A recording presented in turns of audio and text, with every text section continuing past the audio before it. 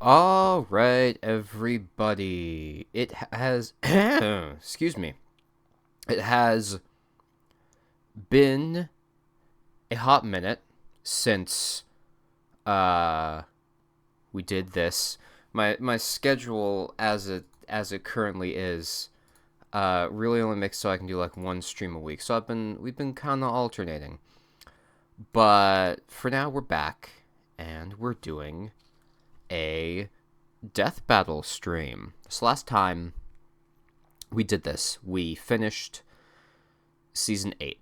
Great season. One of my favorites at this point in the series. It was my favorite. I think it's currently my second favorite because it gets beaten up by one that's later, and you might be able to guess what that is just based on, circumstances. But for now, season 9. While I don't think season 9 is as good as season 8, it's still really, really good. There's a lot of great episodes in here. I don't think any are as good as the ones in season 8. Let me rephrase. I don't think it reaches the same highs as season 8. Like, there's nothing in here that's on the level of, like, Saitama versus Popeye, or even Dio versus Alucard. But there's still a lot to like here. So let me just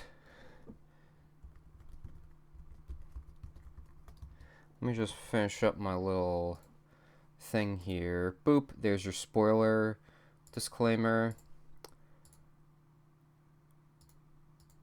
Let me get everything all set up here. Great streamer I am. There's me. Hello.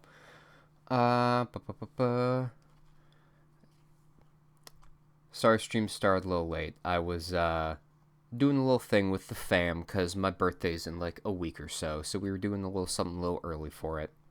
And I just had a big, like, chocolatey brownie, so that should hopefully give me enough energy to power through the episodes that we're going to be doing today. On the topic of that, I do have, unlike in previous streams where I've kind of been playing it a little bit, like just kind of playing it by ear, we have a schedule now. So, I have like in mind like how many episodes you're doing each night, for how long. Debt battle, true, and funny turn of phrase you say that because,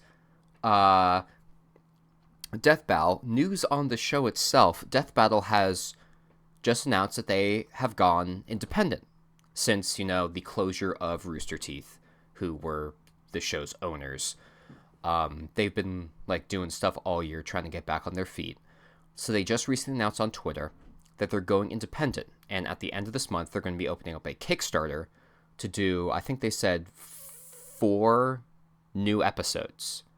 So yeah, that's going to be happening. I'm probably going to donate to that because, in case it wasn't obvious, I love this show. And I want to see more of it. They have a bunch of really talented people working on it. And I want to see what they can do. And I hope this means that they can get back on their feet and produce more stuff in line with what we've seen thus far. Maybe not on the same, like, schedule as before, but hopefully it's still good. Anyway, enough jibber jabber. Tired of only being able to wear your cosplay around the house? I know I'm Oh yeah, not. you guys want to go to the Rooster Teeth convention? Anyway, do you like League of Legends? Harley Quinn, DC's fantabulous I think that's her Fortnite render. I don't know why they use that. We live in a society You're on that adheres League of to Legends. Legends. That was the stream intro image. Ladies turn that system on its head with their wild enthusiasm for destruction and chaos. And as usual, let me know how the sound is and everything. And it's our job to analyze their weapons, armor, and skills to find out who would win a death battle. Born to a middle-class family in the heart of Brooklyn, USA, Harleen Quinzel Whoops. had long lived a life of mediocrity. She had embarrassing parents, annoying siblings, and a high school life that sucked. Wouldn't surprise Even me, more though. than, like the normal ones. She never quite felt like she fit in anywhere. But despite this, Harleen knew she was destined for greatness. So, inspired by a childhood crush turned psychotic murderer, Harleen spent years training to be a world-renowned criminal psychiatrist, eventually traveling to Gotham City's infamous Arkham Asylum to research the most dangerous criminals on the planet, like Batman's arch nemesis, the Joker. But after analyzing the Joker and his horrific, unspeakable history I mean, as with a a name like homicidal Harleen clown, Quinzel, she came to realize one like, truth. what'd you The expect? Joker was actually a misunderstood angel, squashed down by an unjust society, and wrongfully harassed by that son of a bitch Batman. This was the first of the Joker's many manipulations, leading Harleen to see a warped reflection of herself through him, culminating in her breaking him out of prison, bleaching her skin via chemical vat baptism, and joining him on his life of crime, descending into love like madness and reborn as the fantastic Harley Quinn. And she was packing plenty of tools of maniacal So mayhem, how did that not, including her like, iconic fuck up hammer, her, like, electric eyes or buzzers, anything, just and being bombs of tossed all into, like, a shapes and chemical sizes, vat like that the bleached her dreaded skin? banana cream pie, the most evil of all pie flavors. When she wants to get around quickly, she can use her handy-dandy pogo stick, which she straps rockets to. That doesn't seem safe. Speaking of unsafe, Harley's most versatile Oh, tool hey, is her Ringmaster. pop gun, a rotating revolver with special ammo rounds. They also try like to a integrate boxing glove. Whoa! the And other fighting cast confetti. members that they have, like their other And did I original mention characters, explosive more. rounds, which He does look like Sissel. Ah, my leg is gone! Oh no! Oh wait, there he was. I'm fine. I'm gonna go. I like Harley Ringmaster's combines design. her It's arsenal fun. with unparalleled gymnastic skills, making her far deadlier than your average criminal. She can even keep up with experts like Deadshot and Catwoman, even Batman at times. The peak human superhero that can dodge lightning and survive this alien device exploding, which obliterated multiple city blocks. Yeah, I think that stretches the term peak human just a bit. But hey, he's the That's goddamn Batman, so. Oh, there's we'll a allow it. slur. Ignore Unfortunately that. for Harley, despite her unwavering loyalty to That's, the Joker, the their third honeymoon episode period with that did not particular last. one. He spent years abusing her, physically and emotionally, tearing her down piece by piece. Then, when he got bored, he strapped her to a friggin' rocket and launched her halfway across Gotham City. Guess that's one way to say, no, it's not you, it's me. Bye! Harley was left alone in the wreckage, abandoned by the one person she dedicated her entire life to. Until fellow villain Poison Ivy came by. She nursed Harley back to health, literally healing her from a damaged relationship. Ivy even gave Harley a chemical concoction that granted her superhuman strength and a healing factor. I suppose a healthy relationship can sometimes feel like your own superpower in and of itself. Yeah, and those two definitely Just gals seem like being pals. very good friends. Wink. With Ivy at her side, Harley went on to rebuild herself as a famous anti-hero, leading teams like the Gotham Sirens and Suicide Squad. She worked on developing new skills, built around her own strengths rather than that of her past. Like learning to use her lifelong knowledge of psychoanalysis to manipulate her foes mid-combat. And creating tons of her own chemical concoctions, like tranquilizers and sleeping gases that can incapacitate metahumans. She even reverse engineered her former flame's trademark Joker Venom. This deadly substance excites the laughter centers in a person's brain and forces them to laugh until they suffocate. Harley was clearly on top of the world, but nothing caps off self-improvement like a Rocky Balboa training montage. So Harley went to Themyscira of all places to get a combat internship with the Amazons, just like her favoriteest superhero, Wonder Woman. How'd she- And imagine going from How? bashing random goons in Gotham to fighting alongside immortal warrior goddesses. She became agile enough to jump between skyscrapers and strong enough to rip an entire palm tree out of the ground with her bare hands. Based on the size of the tree and the weight of an average palm by foot, that weighs about 600 And she actually pounds. lifted And she the can hold it entire tree one-handed, off so the her actual ground. strength is probably probably at least twice as much. Enough to lift a full-grown brown bear and throw it like a rag doll. Hell, her skills advanced so far, she was appointed a herald on the War World Apocalypse. You know, the planet ruled by the living embodiment of evil? Even the actual personification of the DC editorial staff likes to call her in to help with tough jams. As the years went on, Harley surprised literally everyone by transitioning from supervillain to superhero. She partnered up with other heroes, became a psychiatrist again, and legitimately started helping other vigilantes with trauma, like Jason Todd, who definitely needed that. In fact, the Bat family she used to antagonize and ridicule eventually accepted her as kind of an extended member of their group, teaming up with her to save Gotham from her toxic ex. Good for her. Guess we're not gonna talk about when she went back to the Joker a couple times, huh? In the end, she may be a little nutty, but you'd be mad not to love Harley Quinn. So yeah, one other thing this season, they cut the little like end clips for each character where they do a little like line just to help dodge YouTube copyright. Anyway, League of Legends. For decades, Piltover's rich elite have exploited the undercity of Zon. So yeah, this was right after Arcane became the biggest thing ever. Terrifying police enforcers. Oh, so like New Jersey. You could have just said New Jersey. So why not capitalize? One day, a wild, loose cannon would literally explode onto the scene. She gave those uptight topsiders a taste of their own medicine, menacing its people with bombs, gunfire, and even more bombs. Oh yeah, and because League of Legends lore is super complicated, the shit out of the local zoo, it's focused on the switch the street signs. Main canon lore, whatever that means for League. Never find their way back. Only the enforcer, Violet, could hope to stop her. But even armed with massive gauntlets weighing over 4,000 pounds each, damn, Vi look could at her not big gloves. definitively overcome Jinx's magnificent arsenal of mechanical monstrosities. What, Man, Jinx from they're League so of evenly Legends and matched, Guilty it's Gear? almost like they're related. Anyway, Jinx can burst open. I almost with her would have liked that trusty more. Zephyr Shock pistol, turn enemies to Swiss cheese with her pow pow minigun. She and kind of blow fits bad Guilty guys to Gear in a bits weird with her way. Flame chomper grenades. But Jinx's favorite weapon is her Fishbones rocket launcher. So much so, she rides it like a rocket-powered pogo stick. Well, that seems even less safe. Well, don't let her manic attitude fool you. Not only is Jinx tough enough to take a hit from Braum, a guy who can shake mountains with a punch, but she's wicked smart. Almost all her gear is custom made. She's even recreated Hex Tech, funky science powered by magic crystals. Ooh. Including her handheld teleportation device. Oh, my bad. Is that League of Legends? What a coincidence. Oh no. Hold the phone. Are you talking about League of Legends over there? I love that game. I've got in more than 10,000 hours just in our college days, huh, buddy? League of Legends is a multiplayer online battle arena game forged in the flames of LAN parties and salty gamer tears. Oh. And as any professional will tell you, to play the game well, you need to min-max your character's loadout with the best possible This isn't an ad, they're just doing it like this because of God, it's the midterms all over the way again. that League No, works stay in your lane. and What are you doing in how the jungle? Stop it, feeder. builds Jinx's work in ideal that loadouts game. include Phantom Dancer, so she can phase through objects like, after landing a blow. I'd like character, to phase out of this conversation. like, Then there's the progression Quicksilver works. Sash, which protects her from status 'Cause it's effects a like MOBA. sleep, paralysis, and poison. This includes forced actions, which make you do things you don't want to do.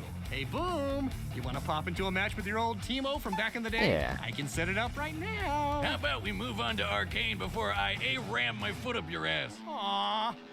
So, there's more to Jinx than Also, what the main Boomstick game has is. canonically Before played her League of infamous Legends. tomfoolery, most people around Zon knew her as an innocent young tinkerer named Powder. Like pretty much everyone in the Undercity, Powder had it rough. She lost her parents in a conflict with enforcers, but had a bit of luck when she joined this cool foster family along with Vi, who was, gasp, her sister all along. If you're wondering what put soap in their opera, Vi was a total badass, and Powder was desperate to also prove herself to her newfound family. Does. And then she made a mistake. Seemingly abandoned, Powder was left in the hands of the most notorious There is- drug kingpin around. What's Silco the was lead not the character? father she Fiddlesticks. needed, but the one That's a she lead wanted, character. teaching her to turn her perceived weaknesses into her greatest strengths. Thus, she became Jinx. Even when the sisters reunited years later, they couldn't fully reconcile, setting up the game of cat and mouse. in the game. Jinx was an excellent rival, able to keep up with other skilled warriors like the bullet-dodging Echo and survive the worst of Zaun's toxic environments, which can kill normal people in minutes. After a near-fatal explosion, she was also infused with Shimmer, a toxic strength and speed-enhancing drug that permanently altered her body's biochemistry. But Shimmer's side effects intensified her prior trauma, making her much more unhinged and prone to attacking with lethal intent. Inspiring her ultimate weapon, the Super Mega Death Rocket! This baby's been powered by both Hextech and its even more volatile cousin, Chemtech. That's even more explosive! Never got how much I appreciated the explodey options. Anyway, both Hextech and Chemtech are comparable in power to natural magic. On par with what a badass mage like Lux is able to cast, such as Lucent Singularity, which can totally body these big ol' rocks. Measuring their width with Lux's height, we can determine she destroyed almost math. 13,000 tons of rock from 30 meters away. Promotional trailers show Mega Death Rocket matching the speed and power of Lux's Final Spark, a much more powerful attack that fires a Kamehameha of natural light. So her rocket is not only super strong, but super fast. From powder to gunpowder. It's like light speed, is that what they're Her saying? violet streak grew grim until the day she met a particularly explosive Yordle. Ziggs bonded with her over their Toho? mutual passion for destruction. I but mean, it his might was be a more reference. tempered. Control. Considering Thanks to it's a his big wisdom, Jinx rainbowy learned a light little bit of laser. restraint when it came to exploding things And of a that's more also what fleshy nature. Helping Marissa's her tone final down the spark wanton is. violence and recover some of her mental stability, like he's some kind of feline brand. Man, I chicken hope cricket. And that despite being a on Toho opposite character sides of gets the on bridge, here someday. Jinx and Vi remain sisters, ultimately still caring about each other in their own way, even if they were at odds more often than not. Though you better believe that when things get boring and uptight, Jinx will be there to shake things up. This episode is well. You take Jim time deal for don't want hour as this. The irony of having a BetterHelp ad on this Run the episode data through all possibilities. It's with time two for characters that Death need Battle! therapy. One is like a therapist, kind of.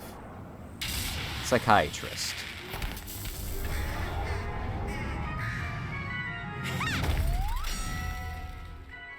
And they say these games are rigged. What? Screw you, you emo pigeons! I'll show you a murder! Oh, I just love exploding stuff. Ha! I like exploding stuff too. Why don't I start with your head? Anyway, this animation looks really good.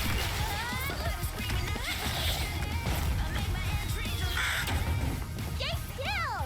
I'm trying to shoot you! Master Spark, that's what I was thinking of.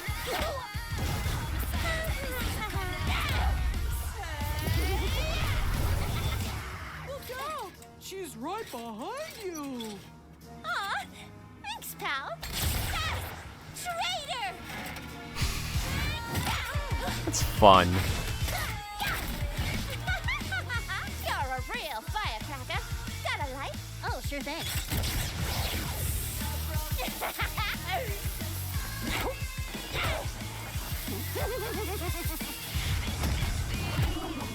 They're both just goofy and silly.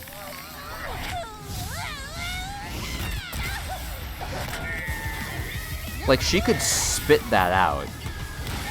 Stop horsing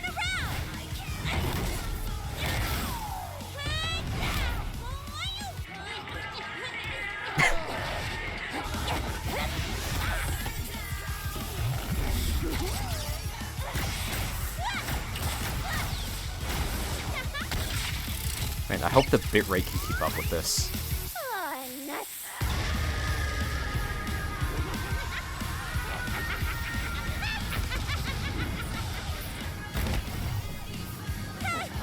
New gizmo. Got any games? No! My save files!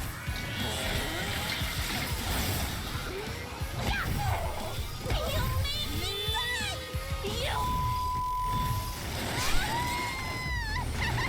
die! Well, that's unfortunate. I also like the setting. The, like, abandoned carnival is really cool. Especially because it allows them to do this scene. Ugh, smells like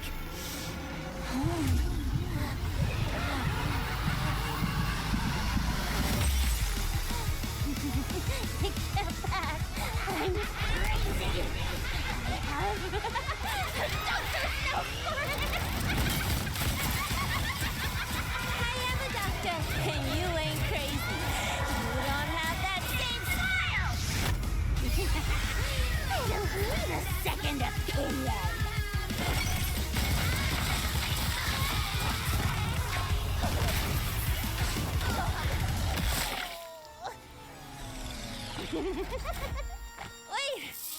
Don't you want to get in close and savor my emotions as you deliver the final kill?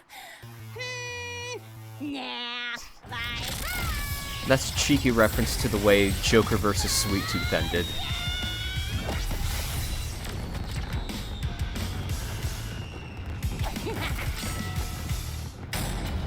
So yeah, pretty great first episode to start the season. What if it's Timbers? This was a complicated fight. Oh yeah, and they Far brought more this factors back to where they consider show than at the first blush. advantages Harley and had more direct combat disadvantages experience against of each superpowered character. beings, along with better training. But Jinx's I mean, physical probably. power, diabolical Depending weaponry, on and the assortment writer, of Harley items Quinn were is just practically enough to like roast this Harlequin DC duck. Comics. While Harley lifting over 1,200 like pounds is Deadpool, impressive, so- Jinx can compete with Vi, whose gauntlets weigh 8 They're times just that they're in just the horsing game. around a little Jinx can bit. take hits from a guy who can shake mountains.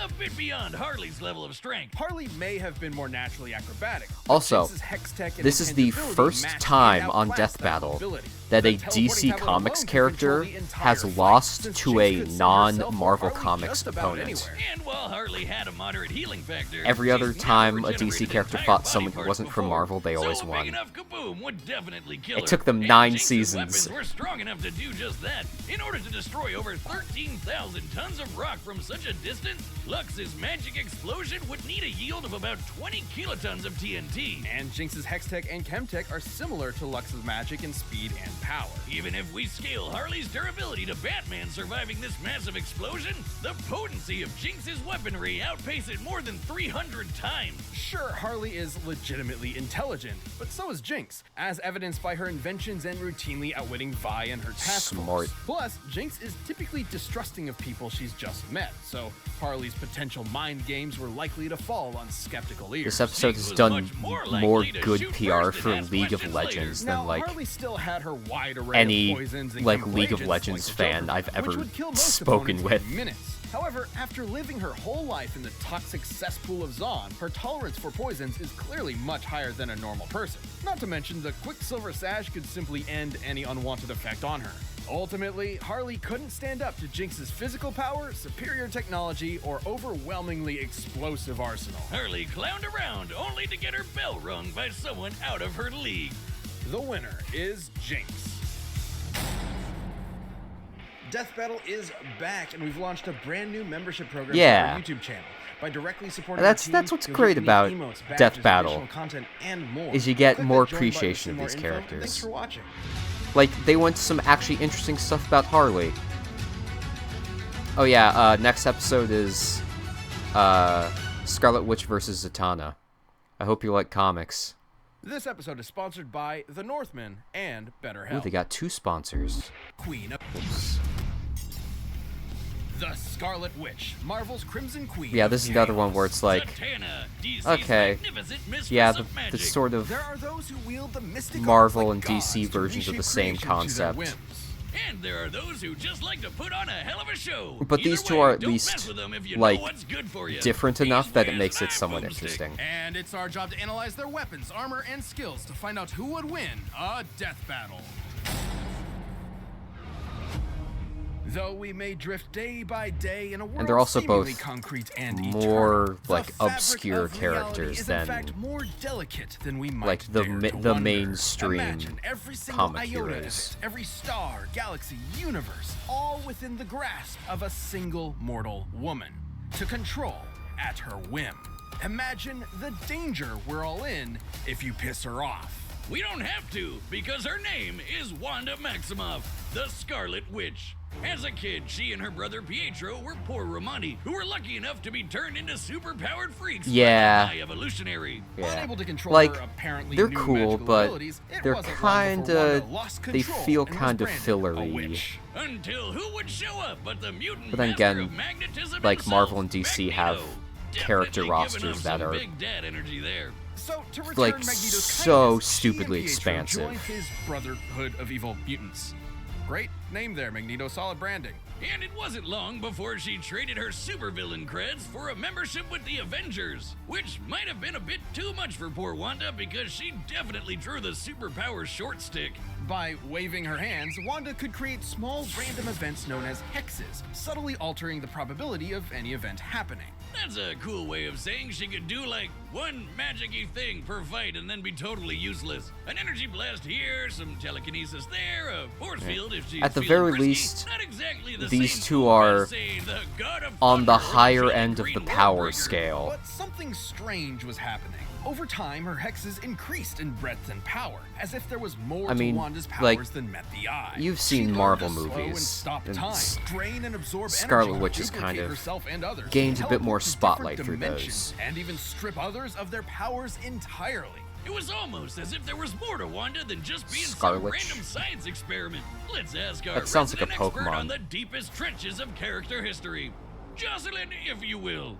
In reality, Wanda's powers Yeah, weren't and here's entirely the another result of the high Death evolutionary, Battle nor character. was she the mutant daughter of Magneto, as he's claimed. Her powers Jocelyn weren't was just some originally simple hexes. the host She of might as the well have been a Desk of god. Death Battle Until show, now, she had which was merely more been just dipping like her a toes into the small vast little ocean known trivia as chaos series magic. Though her where they powers talked may have about seemed fun to be the factoids byproduct of science, characters they were in reality that they the couldn't gift fit of the into, Lovecraftian elder like, god the normal Cthulhu, episodes. who attempted to turn Wanda into his future vessel. Yeah, anyway, Reminds Cthulhu me powers or of my whatever. summers by the sea with old Uncle Yogg-Sothoth. In time, Wanda discovered she could Also, alter the Boomstick probability has of Cthulhu anything powers, she could think maybe? I of, don't know. turning a mathematical impossibility into an absolute certainty, and vice versa. Wanda's powers kept growing and growing, turning her into a being strong enough to rival even the mightiest of gods. Like, literally, Wanda's chaos magic is counterpart to the Phoenix Force, the embodiment of cosmic order. You know, that fiery space chicken that can destroy the universe?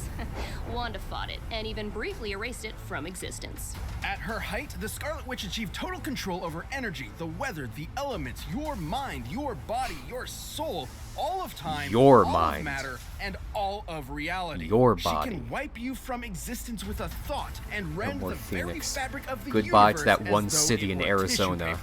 She isn't even limited to chaos magic. Capcom either. when It making might Ace not have been Attorney what made her a 4. god, but the high evolutionaries Actually, that was experiment did Shu make her Takumi more when making receptive Ace to Attorney channeling 4, but magical Capcom energy. demanded that maybe Phoenix that's Wright why be in there Mama somewhere. Boomstick always warned me about redheads.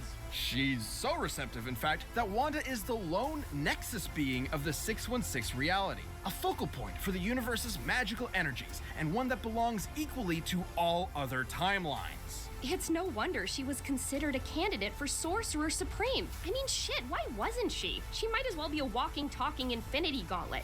Well, she may have the power of a god, but she's still stuck with a human's body that can be overpowered by physically stronger foes. Though, she also survived being shot with a black matter bullet capable of, and I quote, world-shattering energy. So there's that. She does technically need to be able to think of a spell in order to get it to happen, so she could theoretically be blitzed. But she's also blocked Thor's galaxy-crossing hammer, kept up with dudes like X-Man who can fight within Planck time, and even amp her own speed beyond the concept of speed herself. Despite being Cool. far and away the Whatever that mightiest among means. Earth's mightiest heroes, Wanda resented the pressure of her incredible power. She actually wanted a quiet life as a wife and a mother. But because no one in comics is allowed to have a happily ever after, that life was taken from her by literal Satan. Not the last time he'd do this, too. Wanda snapped, and she took the multiverse with her. By tapping into an She can also see inconceivable and using unknowable WandaVision. pool of energy known as the Life Force, Wanda rewrote all of reality. They creating really a did new just like universe name where that life show was after just the how like she the ship wanted name. it. No matter whose life she had to change, in this House of M, she had her family back, but at the cost of her sanity. And it wasn't long before it all came crashing down around her. Once her family and friends discovered the lie of their new lives and turned against her, she uttered 3 fateful words and erased nearly all of mutant kind. No more mutants. Wanda weaved her magic throughout all of existence, Yes, 'cause created cracks across reality which spread throughout the omniverse, and threatened Wanda, to annihilate who's all Scarlet of Witch, and creation, Vision, the entirety who's of the Marvel's funny robot infinite guy. cosmology, everything that ever was. Shit got dark, and while Wanda has worked to keep her powers in check since then, that threat is always there. But honestly, that sounds more like a problem for anyone who's stupid enough to get in her way. Both a blessing and a curse, a help and a hex. Such is the true power of the Scarlet Witch. Anyway, other funny Magic This Lady episode time. of Death Battle is Nope, sponsored it's by an our ad rated for action the with Northman. Cosmic Destruction Center, me whiz. And this movie's gonna be so friggin' awesome, I needed something to match the occasion. From visionary Boomstick has a cool axe or something. Let's go see the... Come one, come all, to see the magnificent Zatanna Zatara. For never was there a greater professor of prestidigital performance. AKA Magic! Except Zatanna spells aren't just smoke and mirrors, they're the real deal, so you're really getting your money's worth. She learned everything she knew from her father, Giovanni Zatara, who put his powers to good use as one of DC's Look at this very first dude. superheroes. No joke, he's the guy who taught Batman everything he knows about escape artistry. He debuted the same issue as Superman, and the young I like his Zatanna swagger. was more than happy to serve as his assistant, learning everything he knew about the cutthroat world of He's like entertainment. Zappelli from Part 1. Even Oh, it kind of and has a Game similar Ship too, name. but the former is way worse. She inherited her father's incredible mystical abilities as well. Essentially, anything Zatanna thinks of, she can make real. And she focuses this absurdly powerful ability by speaking her desired effect backwards. Her father based this technique on the diaries of Leonardo da Vinci, who some theorize wrote backwards in order to hide his ideas from the repressive medieval Catholic Church. Or because he was left-handed. Yeah, that's another theory, if you hate fun. And Zatanna's apparently big-brained enough that she has no problem speaking backwards at the drop of a hat. Like when this one dude kept reversing time in the middle of her sentences, she started speaking in palindromes so that she'd still be speaking backwards no matter what. Egad, no You know what they say, bondage. Wiz? Go hang a salami. I'm a lasagna hug. Yeah, With her magic, Zatanna has bent the laws of reality to her whims. that is She's some like, transmuted matter oh, on I an beat atomic your level, ability by teleported writing across dimensions, backwards. commanded the elements, turned invisible, removed powers, cast illusions, read and controlled minds, traveled through and stopped time, and can even wipe people from existence with a single word. It might not seem obvious from that hokey magic castle getup, but Zatanna is one of the most powerful sorcerers in DC. Like the time she battled the Time Tailor Zor, an old enemy of the Spectre. You know, the angel of God's divine wrath. In order to defeat an opponent of such unimaginable power, Zatanna focused her magical might into shattering the boundaries of reality. She reached out beyond the very comic panels themselves and pulled Zor's entire magical universe down around Okay. him. She literally handled all of reality like it was a sheet of paper and crumpled it in her hands. That might seem completely incomprehensibly impossible to us, but it's all a matter of belief. Literally. As long as Zatanna believes she can do something with her magic, she'll do it. As she puts it, her magic is essentially asserting one reality, then replacing it with another. This is similar to other magical characters like Dr. Fate and Green Lantern, whose powers have been stated to work the exact same way. But it's not like any rando can do magic by wishing on a star. Zatanna is genetically predisposed to this kind of magical reality warping. Her mom was in actuality a Homo Magi, a subrace of humans that are naturally adept at magic. So it's no wonder That's that weird. Zatanna became an invaluable member of both the Justice League of America Axel and Justice Lowe. League Dark. The Shadow the Hedgehog version, basically. Zatanna harnessed an entire year's worth of sunlight into a single energy blast, created ruptures across all of space and time throughout the DC multiverse, and has even claimed she's as powerful as Superman himself. What the fuck? Pre-Crisis Superman, in case you were wondering. Her only limit is her imagination and will. In fact, her backward speaking is mostly a stagecraft tradition meant to boost her concentration. In a pinch, she can cast a spell with a single thud, and I doubt anyone's winning a quick draw with her. Have her She's fight matched Eno. superheroes like Martian Manhunter, who Eno scanned would every lose. mind on Earth in a blank instant. Or how about Dr. Fate, whose magic traveled across the universe at the completely immeasurable velocity of God? Zatanna has fended off countless reality-shattering threats like the Eldritch Upside-Down Man, Primordial Darkness, that is evil incarnate, and the Void Beyond Creation, Prolaya. This shadow goop lady ate all of DC Hot. Comics, all of creation, everything. Gods, demons, rabbits, and spandex, everything. And Zatanna's magic was strong enough to hold her back. And then, after secretly implanting Swamp Thing inside Prolaya, she weaved a spell within him to literally regrow all of reality back in seconds. Zatanna tricked a being What? older than God and then blew her ass up from the inside with a whole new omniverse. Abracadagoddamn Dabra. Sauls. Such is the almighty power of Zatanna's will. Should it falter, though, or should her focus be disrupted, it could all come crashing down like a house of cards. Belief is a fragile thing, after all, and her powers were weakened for a time after she lost belief in Or herself. lick And she's at definitely got one big weak point. Snee. She's a huge daddy's girl. Despite her amazing career, That's she has struggled within insta-kill herself to live up to her backwards. father's legacy, especially after his When are they heroic gonna put death. those back And in this stride, MFer man? has died a lot of times. So Z's therapy can't be cheap, especially after dating John Constantine. Oh, I can just smell the lager and self-loathing from here. No, oh wait, that's me. Questionable romance aside, Zatanna is a consummate professional raised on one singular principle. The show must go on, and she'll always finish strong with a standing ovation. This show is sponsored. Need therapy? The combatant czars set. We've run the data through all possibilities. It's time for a death battle with magic.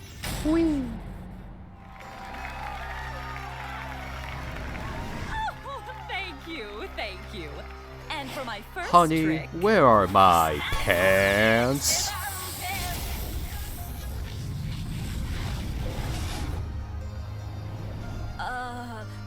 ta-da! You, what sort of two-bit sorceress do you think Yeah, you it's are? a lot of Two-bit? bloom. Perhaps I was being generous. Just wait though, there's a reason for it. All part of the show, folks.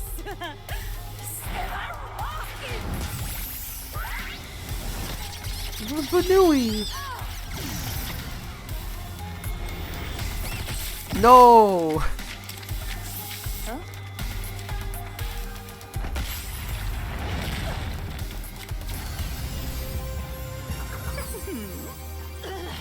I'd say this calls for an avenger.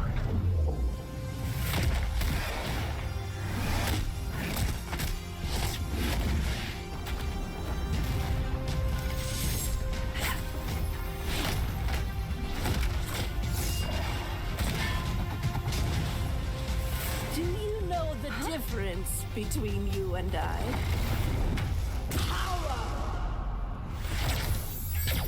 Yeah, they're really taking Well, I advantage think the of difference the is reality warping here in a cool way. presentation. Mega Mind reference. And I know a trick when I see one.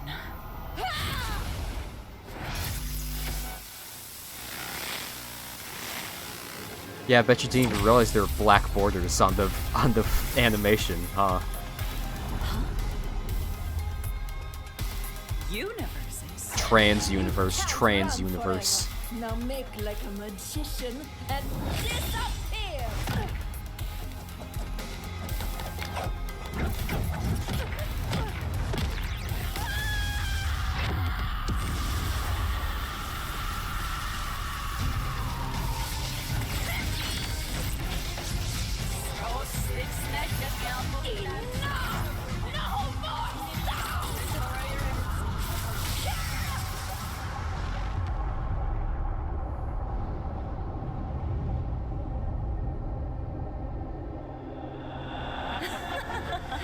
A disappearing act was the first thing Dad ever taught me. And for my final trick,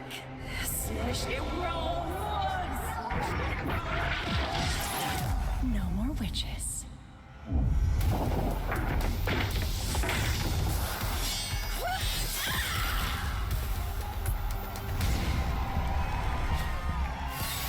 And that's our show, ladies That's and cute. germs. Can't believe she fucked up the cut someone in half trick though. Come on, real Now amateur. That's a magic trick that's to die for. Real Analyzing this aspect matchup, it's like ratio walking on a pilled tightrope. screen It could cell. fall Hate either way you. at any point. Because at the end of the day, both these ladies could do basically anything with their magic. All they had to do was think and shit would happen. They were totally even. At her And like, peak, Wanda again, was this is able another to episode that threaten made the me like really stability of all appreciate the creation. characters And more. at Zatanna's Like, I best, like she was able to Zatanna, hold she's back funny. Pralaya, who could do the exact same thing. And despite some differences, the omniversal cosmologies of And I like Marvel her and DC comics are having roughly the, equivalent in size and like the scope. traditional All that was left magician for us to getup look at while was being a their weaknesses. superhero. While both were as powerful as one another, Wanda needed to tap into the life force to reach that I pinnacle, mean, and doing Scribblenauts so threatened is her canon sanity. to the Let's DC take a closer look at the universe, events surrounding House of because M, there where is Wanda's powers were that at their Scribblenauts maximum. DC Despite crossover admitting game. that she was way stronger, Doctor Strange managed to get the best of Wanda with a cool head and a spell that briefly knocked her out cold. His wits against her mental instability were enough to turn the tide. To be clear, this instability definitely wouldn't affect her power. She was still strong enough to create a completely new alternate reality and then erase it just as easily. What it would do Yeah. is leave her open. That's Also, the take thing I her love about no these more later mutant spell. seasons. As They take insanely these powerful as it was to affect like the whole of Marvel's matchups that are like, creation, oh, it okay, wasn't that's entirely like, I successful. mean, I There understand was it, still but a I'm not tiny really that portion of Earth's interested. mutant population And they left like unaffected, push it to the likely due to limit and interference from really Strange and bring Emma everything Frost. out of it. Against Zatanna, who is just as strong and not losing her mind, she wouldn't be able to afford that kind of lapse, even for an instant. On the other hand, Zatanna has managed to maintain her willpower fighting foes just as strong as the Scarlet Witch, so she didn't have the same kind of exploitable weakness. And remember, she doesn't actually Yeah. need to say her spells backwards. It helps with her concentration, but all her spells come from her mental impulses, just like Yeah. Wanda. Like I She's said this at the consistently beginning of pulled the off stream, but nonverbal season spells in the 9 is past, really, even really against good. beings as I don't strong like as it Pralaya. as much In as the end, season Z 8. definitely had enough I don't think it experience has fighting the smart highs and aren't keeping quite on as her toes to high. hang with Wanda We're not long gonna get, enough like, to get in a finishing I don't think blow. any episode While this there were season is definitely as good as versions like of this Dio battle that versus could have ended Alucard with or Wanda Saitama victorious, versus Zatanna's Popeye. cooler head and effortless But magic it's allowed this her is to prevail. still I guess pretty you'd say good. Wanda never saw it coming, and Zatanna Maxim offed her. The winner is Zatanna. Death Battle is back. Hey, and well, we've yeah, launched a fun brand one. new membership program for our YouTube channel. By directly supporting our team, you'll get unique emotes, badges, and additional content, and a bunch more. But Click the now, join button to see more the info, next and thanks matchup, so much for watching. I think we're going to be a bit more into.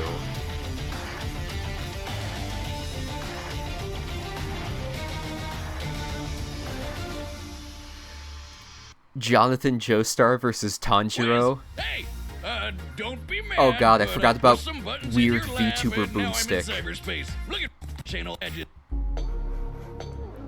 Listen, it'll make sense. I'm assuming you don't know much about Demon Slayer, but it makes sense. Tanjiro Kamado, the sun-breathing demon slayer swordsman. Jonathan Joestar, the very first JoJo who ever Jojed. These two anime monster hunters are as deadly with a blade as they are infinitely good-natured. But don't cross them, else they might leave you breathless. He's Wiz and I'm Boomstick. And it's our job to analyze their weapons, armor, and skills. It's also Find nice out to who get would an win analysis of a Death Battle. non-stand using JoJo character. Daisho neat. Japan, an era of unparalleled progress and imperial domination. But this empire had a sickness, a rot at its core. Demons. This race of superhuman cannibals originated from one being, their all-powerful progenitor, Muzan Kibutsuji. Who spent his evenings slaughtering families and eating them, including the Kamado clan. Though one of them fatefully survived, the eldest son, Tanjiro. Well, the good news is your sister Nezuko is alive too. Bad news is she's a demon now, so sorry, champ, I'm chalking this day up as an L. But Tanjiro possessed the golden heart of an anime protagonist, and he devoted his life to curing Nezuko's curse and ending Muzan's evil. Demon once and Slayer's for cool. all. So he joined the Demon manga's, Slayer like, Corps, a secret group complete. of badass It's demon over. hunters with badass swords. It's a good Forged from story. unique sunlight-absorbing ore, the Nichiren blade is one of the only weapons that can decapitate a demon and end their unholy existence for good, especially when combined with the Slayer's fancy pants katana magic. It isn't katana magic. Okay, well, it's totally katana magic, but that's not what it's called. Yeah, it's breathing, which is so lame. Anybody can do that. Oh God, I was wrong. The use of breathing And that's why is they're crucial paired to up, real-life martial because arts. Deeper breaths massage the Demon organs Slayer's below the power diaphragm, system relaxing your is like body and breathing lowering its energy techniques, requirement, like, while simultaneously you know, giving you more Hamon energy to is the use. same thing. Tanjiro mastered this breathing shit so well, he could do it in his sleep. Literally 24/7. This is total concentration breathing, a technique developed by the Demon Slayers in order to massively increase their physical abilities to match their blatantly superhuman foes. Through the measured intake of oxygen, users can boost their concentration, reactions, and even manipulate the flow of their blood. This can help in slowing down poisons or speeding up the coagulation of wounds. Which means he can use it to quickly recover in case of injury or fatigue. And Demon Slayers can Breathing combine in their your breathing sleep? with their No blades way. for, well, katana magic. Each breathing style is a separate form of sword combat. The first form Tanjiro mastered was water breathing, a flexible defensive style where a user's blade summons water to slice like a raging current. Tanjiro's literal boneheaded stubbornness made him a prodigy Demon Slayer in no time. He proved to be a tactical genius in combat, able to discern an opponent's weaknesses and exploit them in the heat of the moment. It was almost as if demon slaying was in his very blood. Because it was! Hundreds of years ago, the creator of the very first breathing style taught this knowledge to Tanjiro's ancestors, who passed it down to Tanjiro himself. This was the dance of the fire god, the Hinokami Kagura, sun breathing. With sun breathing, Tanjiro's Yeah, and it's sword bursts sun into power, godlike flames again, that slow like a demon's Hamon. healing factor and can turn into a wicked fire dragon. Sun breathing increases Tanjiro's speed and power, but at a cost. It will quickly tire him out, and overuse could severely debilitate him. Which can also turn on this really distracting birthmark on his forehead. Through intense stress and exertion, Tanjiro can activate this Demon Slayer mark, which boosts his already crazy strength and speed even further. And gives him access to the see-through world. Basically, it slows down time for Tanjiro and gives him x-ray vision. This allows him such a precise understanding of his opponent's muscle movements that he can predict their future actions, sort of like a spider sense. He can even do the same with just his sense of smell. No Demon Slayer mark needed. Not only can his nose detect people from hundreds of yards away, it lets him find an opponent's opening in battle even easier than before. You'd think being an anime swordsman would make Tanjiro even edgier than his blade, but he's basically the group mom, with an innocent little cherub sweetness matched only by his raw badassery. Tanjiro is tough enough to survive being stabbed in the stomach, fast enough to dodge lightning, and strong enough to slice through and derail a literal demon train. That demon turned himself into a train, Wiz! Funniest shit I've ever seen. And this Demon demon Slayer's Doma good was able to style. breathe Yeah, the I like air into this Tanjiro's giant ice statue in only a very few seconds. iconic fit. That takes a lot of energy. And Tanjiro's managed to keep up with similarly powerful demons like Hantengu, Akaza, and eventually the strongest of them all, Muzan himself. With the help of his friends, of course. It would take all their efforts and countless sacrifices, but Tanjiro and the Demon Slayers would continue to And fight to this realize their rundown dream also of does a world good that job is safe for of covering humanity, Tanjiro without and whatever Inosuke is. spoiling too much from later Demon Victorian Slayer. England, an Just going over infamously mainly the anime shit-tastic stuff. time to be alive. Whether you were a lowly street rat or a wealthy noble. Okay, well, that last one probably wasn't so bad. That is, unless your dad, in all his infinite wisdom, decided to adopt the single greatest asshole in human history and make him your brother. That'd make you one unlucky schmuck. That would Poor make Danny. you Jonathan Joestar. Hadn't you heard, Wiz? Everybody just calls him JoJo. In an effort to take the Joestar fortune for himself, Jonathan's new brother Dio dedicated his life to breaking Likes Jonathan Danny, emotionally, Erina, turning him into Dio, a but it's docile complicated. puppet. But after being bullied, beaten, and thoroughly traumatized, something awakened deep in Jonathan's heart. Yeah, The raging Tanjiro fire cuts of a Jonathan's head off, and then gentleman. Dio's I don't head just think pops beating the right living on. piss out of Dio was gentle, but it sure was satisfying. Too bad it didn't last forever, because only a few years later, Dio got his revenge when he turned into a vampire and killed Papa Joestar. Classic Dio. With Dio now bent on world domination, Jonathan would need more than his righteous fist to save the day. Yeah, he needed a creepy floating Italian man that punches frogs with the power of the sun. It wasn't just any creepy floating Italian man. It was Will Antonio Zeppeli, a practitioner of Hamon, an ancient martial art designed specifically to do battle against vampires like Dio. Through their breaths, Hamon users can blast a hot electric ripple out of their bodies and flood it into their opponents.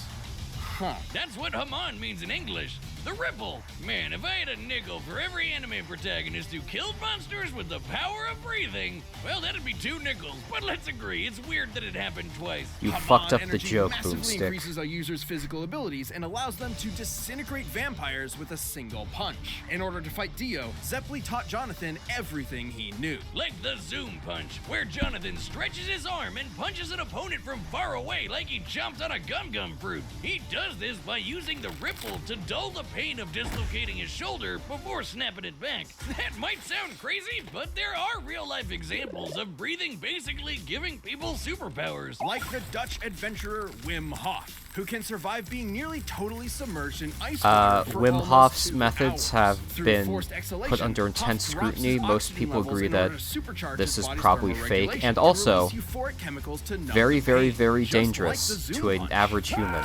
Mod is Please do not basically try this just at like home. the Eastern idea of chi. Voila! Which is circulated through the body by, what else? Breathing. And just like chi, it can do lots of crazy shit. Like walking on water, magnetizing plants, or controlling an enemy's muscles. It can even be transferred through solid surfaces like metal. And he can catch his fists on fire and slam you senseless with his patented Sunlight Yellow Overdrive. It'll leave any monster smiling and satisfied. Gross. Jonathan took these skills as he, Zeppeli, and the definitely not just there for exposition Speedwagon invaded Dio's domain and waged war against an army of bloodthirsty zombies. Including Dio's right-hand monsters, Bruford and Tarkus. Tarkus was strong enough to rip entire boulders out of the ground and slice through a cliff with one swing. He could even snap JoJo's neck and cut our old pal Zeppeli in half. Rest in peace, creepy floating Italian man. Sorry you had to be born the mentor. Hope none of your relatives die horrifying death too. Before succumbing, Zeppeli's last act was to pass his Ripple onto Jonathan, not only allowing him to heal his own broken neck, but also combine their energies together. And making JoJo strong enough to cut through Tarkus's Man, giant you're really arm, guilty not gear with his brained right now. nifty new sword, pluck, with his bare goddamn hand. With this power boost, Oh yeah, Jonathan faced technically Dio has once a and for all sword. and Which is fisted no- him with his raging hot Ripple. Wait, Which is another reason why he's Fisted Dio matched was up against pretty Tanjiro. impressive, considering Dio could later fight faster than light stands like Star Platinum. Hell, even other Ripple users like Joseph can dodge beams of light too. but more than his strength or speed, or even Hamon, Jonathan's greatest strength was always his intelligence and unstoppable determination. It was that burning drive for justice that defeated Dio all those years ago, and the same one that defeated him again. But this victory was bittersweet. He may be built like a brick shithouse, but Jonathan's got the personality of a golden retriever. Even after everything Dio did to him, all the lies and abuse and dad murder, Jonathan still loved him like a brother, and still cried those hot, wet 80s man-made tears. And even after Dio returned on Jonathan's wedding night to murder him and steal his body, Jonathan sacrificed himself so his wife and unborn child could escape. But he did Yeah. not die in vain. His bloodline would continue throughout the ages, spawning a line of illustrious and bizarre heroes. Man, who I would I crush forgot how Dio's good plans and the save part 1 universe. opening And is. they all had one thing in common. His name, JoJo. Wait, is the Ripple his Yeah. It's All right, these bets like are set. Run the light data speed for all dodging possibilities. feats are always difficult to like make sense of because like This episode of visually Was like language. we wouldn't be able to see it because it's light speed. So you have to kind of say, "Oh yeah, this is totally at the speed of light, you guys." Step aside! I've sworn to slay all of Dio's demonic minions. I don't know who you are, but you better leave her alone! You poor wretch, shackled by the chains of this harpy's insidious mind control. On my honor, as a gentleman, I will free you! Oh, I'm sorry, sir. Did you bump your head? Yeah. Total concentration! Water breathing! Anyway, this fight's Most cool. unorthodox. You fight with valor, noble swordsman, but I know the burning passion of my heart will carry me through! Aw, he's kind of adorable. Like a puppy. I wonder if he has a caretaker nearby.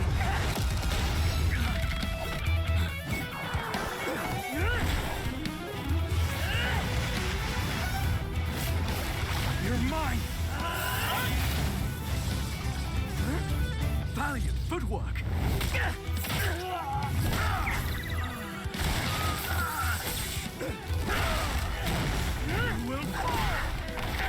He's hitting him with a tree.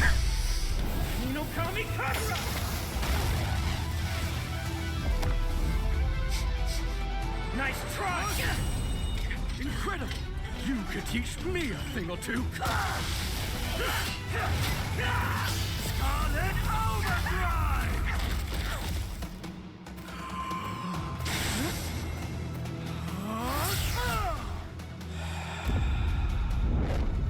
His breathing is carrying some kind of energy. Like me.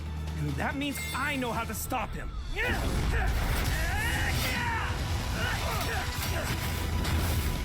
focusing on my neck. Does he know? Does he know?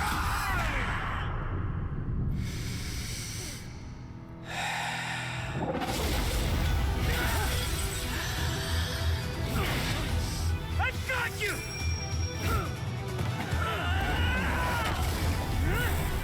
What is he cooking?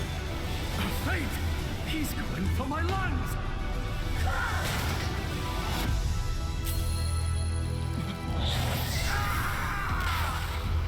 2 inches off. Did he dodge? He moved his lungs out of the way.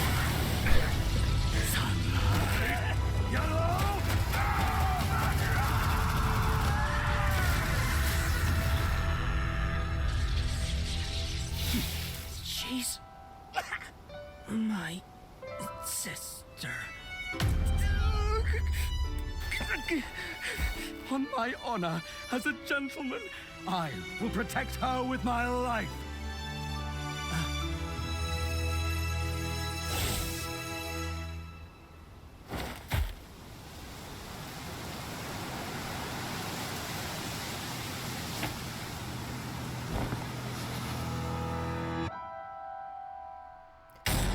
Oh, and that ending is so good.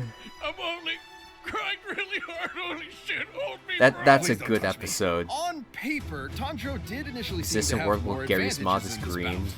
For sure. Oh, because his He'd like been training for his way checkered longer than cloak is the Jonathan, and with missing way more texture. experienced teachers. Tanjiro's Demon Slayer journey took place over a couple of years, while Jonathan's Ripple training was less than a month. Tanjiro was obviously a superior This one's swordsman with a really variety cool. of powerful techniques And the animation's good katana too. I like how they magic, do while the Jonathan Demon really Slayer only like improvised as a elemental swordsman. sword But effects. that's where the advantages stop. Sure, Jonathan wasn't a natural swordsman, but he more than made up for it in hand-to-hand combat, while Tanjiro was pretty much out of options without a blade. Jonathan also had an edge in strength. Comparing Tanjiro to Doma and Jojo to Tarkus, Jonathan was over twice as strong. And while Tanjiro later fought the more powerful Muzan, Jonathan did the same with Dio. He was way faster too.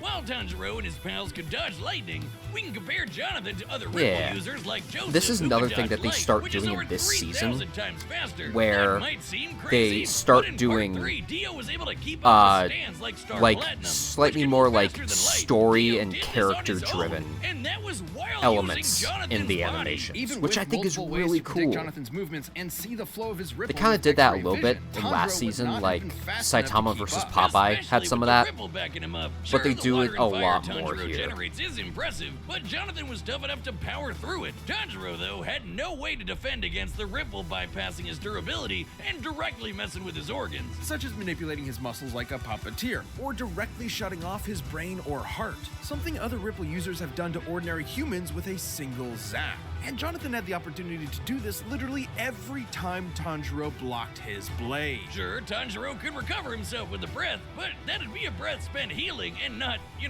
fighting. And while sun breathing's overuse was dangerous to Tanjiro, Jojo's Hamon had no such drawback. Which meant that Jojo could keep fighting for as long as he needed to.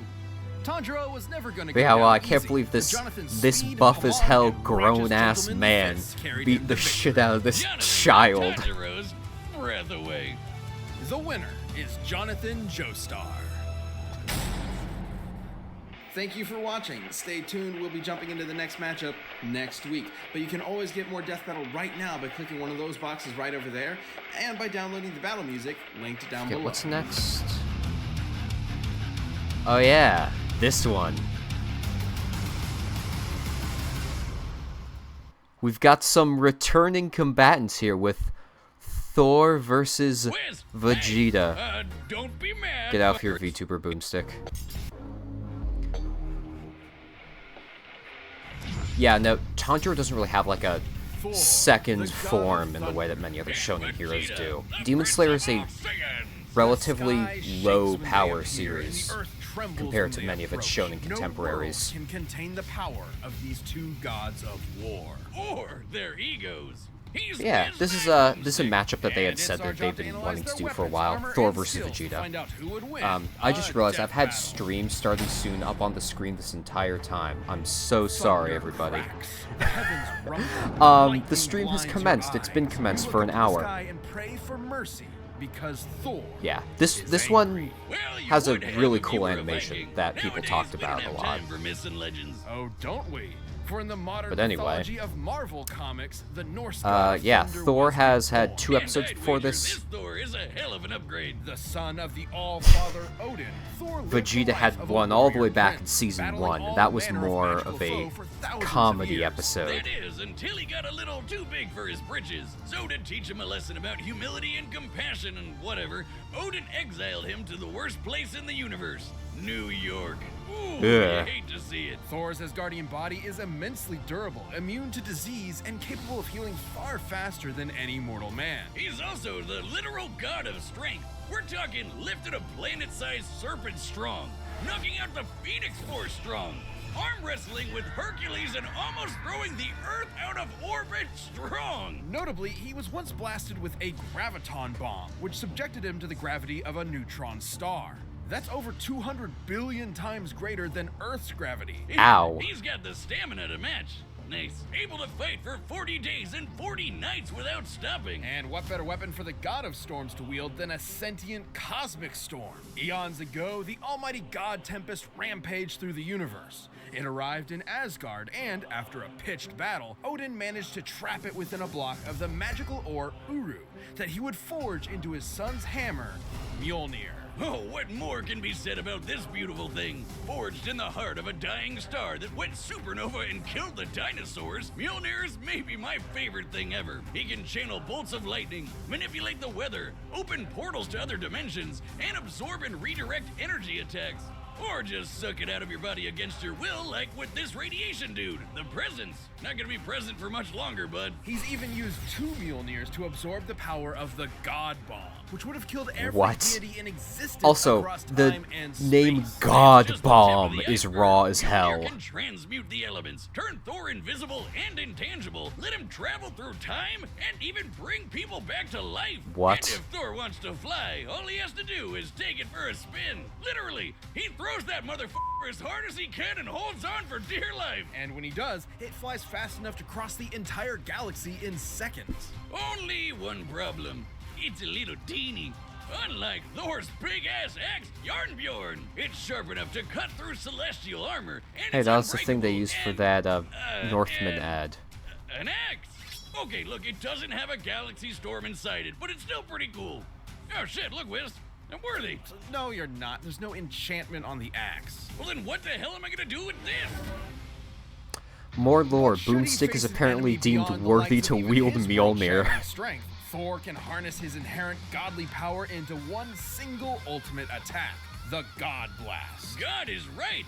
Even Galactus, the devourer of worlds, shit his pants and bounced at the sight of such an awesome attack. Jesus, even the Avengers seem pretty small potatoes compared to this guy. Why'd he even bother with them? Because not every problem can be solved by hitting it really hard. Bullshit. That was the point of Odin's lesson, to force his headstrong son to confront a world more complex and nuanced than his millennia of battle had prepared him for. Thor had to be more than a warrior, he had to be a hero. He's battled Thanos, the Silver Surfer, and even the Sentry. The Sentry is strong enough to contend with the Worldbreaker Hulk, a being strong enough to destroy the Marvel Universe over 100 times over. And fast enough to demolish Ares, the Greek god of war, who can fight within the span of Planck time. That's like the tiniest amount of time that we can imagine. We're also getting to the point where all these guys kind of like have feats that all connect to each other. Welcome to power scaling, ladies and gentlemen. Trying to tear apart his atoms one by one. survived Mephisto trying to consume his soul, and even withstood a temporal Vor. rift that aged normal people to dust. Oh, he's a hard bastard to kill, and even nastier when he loses his temper. By entering a state known as Warrior's Madness, Thor commits an unpardonable sin in Asgardian society and Thor willingly angry. sacrifices his sanity for a tenfold increase in power. Yeah, despite being a really sweet lunk that talks like he's in Masterpiece Theater and dresses like he's in What's Opera Doc, Thor has struggled with being worthy of his father's legacy and throne. But no matter what unbelievable shit Marvel throws at him, Thor always rises to the occasion. Take the time this big machine called the World Engine was controlling Yggdrasil, the world tree that connects 10 universe-sized realms. The World Engine's purpose was to mechanically trick Yggdrasil into disrupting the natural flow of Ragnarok, the end of the world. So Thor just Damn. pushed it and literally reversed the flow of fate. That's right, he outmuscled a giant multiversal tree and prevented Armageddon. Not a bad Saturday. And he'd go a step further and defeat the mysterious elder gods that manipulated the cycle of Ragnarok in the first place, ending it forever. So perhaps now when you look up at the thundering sky, you won't fear the god's capricious wrath. Because you'll know it's just Thor, the god of thunder, kicking ass and saving the day. And now, Planet Vegeta. home to the Yo bloodthirsty soy warrior race Super known as the Vegeta. Saiyans, and named for their mighty leader, King Vegeta. Noting the Saiyans' Who has proficiency in needed a- genocide, the alien emperor Yeah, King he was Cold due and his for a son Frieza re-examination. contracted them to be their personal Especially hit 'cause squad, the conquering last episode he worlds was in their name. But was when released Frieza felt these before monkeys were like getting Dragon too Ball uppity Super for their even own existed. good, he nuked them in their whole planet. Just to The show you king how was long dead, this has leaving been his young going. son, the Prince Vegeta, alone. Burning with a grudge against Frieza for wounding his ancestral pride, Vegeta awaited the moment he could extract his revenge. As one of Frieza's former top enforcers, Veggie was trained from birth to be one of the greatest warriors in the universe. It helps that planet Vegeta had a gravity 10 times greater than that of Earth's, making his natural physiology significantly stronger and more durable than a human's. As in, making the whole friggin' Earth shake just by throwing hands. And like all Saiyans, Vegeta can harness his ki, or inner life force, as a physical energy to make him even stronger, faster, and tougher than that. Or literally shoot it at your opponent to blow him to kingdom come. That's right, Vegeta can point and click a planet out of existence with his soul. Man, that's hardcore. He can use ki to fly at faster than light speeds, slice you to pieces with an energy blade, and even hold you in place with energy rings. So, let's be real. Vegeta's favorite attacks can be summed up with big-ass laser. He's got the purple big-ass laser, two-handed big-ass laser, rapid-fire big-ass laser, exploding ball big-ass laser, and fucking omnidirectional Yeah, as usual, your the ass editing on grass these big-ass is laser. Though magnificent. I gotta say, my favorite is the mouth-wide-open vomit big-ass laser. Though that's more of a Nappa thing. Kinda like this. Oh yeah, Boomstick can do that, I Impressive guess. ki mastery, Boomstick. It hurts when I breathe. Vegeta's most terrifying ability, however, is the one inherent to his Saiyan biology. Whenever a Saiyan survives a life or death struggle, their power increases exponentially. That's what Frieza was so terrified of, the Saiyan's infinite evolutionary potential. So it's no wonder Vegeta eventually toppled the alien tyrant with the help of another surviving Saiyan, Kakarot. And with Frieza's defeat at the hands of this earthbound Super Saiyan, Vegeta had a new rival and a new goal. Become blonde! No battle required. Vegeta can harness the rage of his Saiyan heritage and transform into a Super Saiyan 2 and a Super Saiyan 2. But try as he might, I Vegeta get it. struggled to keep up with Goku's ever-increasing power. I guess it doesn't help that Veggie is maybe the single cockiest bastard to ever have existed. Yeah, sure, dude. Let Cell become perfect. Nah, we'll be fine. Hope your spine is doing all right. Dumbass. Though Vegeta did manage to accomplish something that even Goku couldn't do on his own, becoming a god. Once he and It's, Goku met the god of destruction It's never furious, actually explained they had a how whole he new gets lineup of Super martial Saiyan artists God, to it just conquer, kinda with some happens. angelic training to boot. With We don't care Spirit 'cause it's Vision, cool. Vegeta can forcibly absorb an opponent's No, the ki M with stands every for strike. Majin, Even because learned he's Goku's Majin patented Vegeta instant transmission, when he's in that allowing him form. to teleport huge distances. But most importantly, with God Ki, he can go even further beyond and become a Super Saiyan God, a Super Saiyan God Super Saiyan, and a Super Saiyan God Super Saiyan Evolved. His power got completely insane. The dude was strong enough to destroy the Room of Spirit and Time, an entirely separate dimension.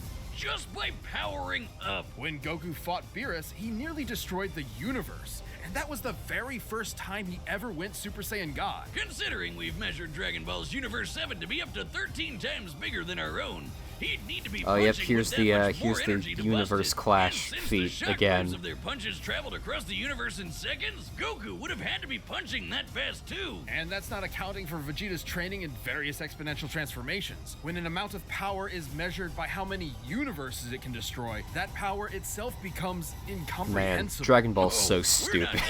Vegeta can tap into the same monstrous energy Beerus has, destruction energy. And when he does, he can perform Hakai and erase your ass from existence entirely. It erases you physically, spiritually, and even temporally, as in it wipes you from time itself. Such is the might of a god of destruction. For when Vegeta wants to go one step beyond, he seizes that very power. He becomes a warrior fueled only by lust for battle. He becomes Ultra Ego. If Vegeta's head wasn't big enough before, his Widow's Oh yeah, Peak this probably thing's has its own zip currently code by exclusive now. to As the this offensive Dragon Ball counterpart to Super Goku's manga. Ultra Instinct, Ultra Ego Vegeta But it's is cool. a veritable juggernaut, able to absorb any hits that come his way and return them even stronger. It's wild this guy has a Napoleon complex. He's one of the biggest badasses ever to exist. In a way, failing to beat Goku was probably the best thing for him. Vegeta's whole life was spent rebelling against the humiliation of his race, trying to prove his worth by being the best. By contrast, Goku's self-improvement was never stunted by his ego and insecurities. In realizing that, Vegeta became more than a fighter, but a husband and a father as well, willing to sacrifice himself for what mattered most. And Vegeta got a taste of that himself when he hooked up with Bulma for some Super Saiyan sexy time. Getting to beat Thanks, Frieza's Boomstick. golden ass probably didn't hurt either. He may not always win, but he'll never be put down for long. So be sure to practice your groveling, because this is one prince you don't want to piss off. You don't want to This show is piss sponsored by off. BetterHelp. Life can be overwhelming, and Whoops. many people are burned out without even knowing it. Sessions with NLVBE. Anyway, fight time. All right, the combatants are set. We've run the data through all possibilities. It's time for a death battle!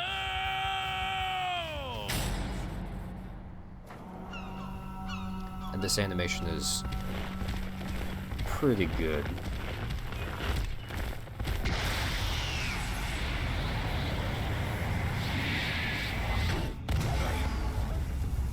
Oh there, mighty warrior.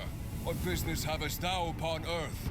Throw that hammer at me again, and my business will be polishing my gloves upon your face! Of course, they got Lanny Pator as Vegeta. You could tell he loves voicing the character. Didst that count?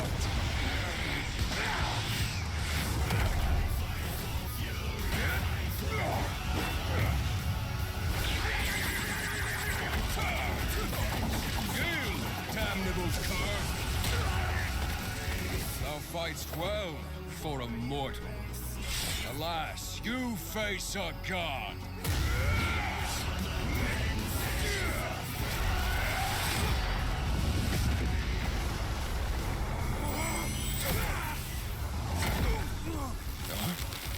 I have evolved beyond gods.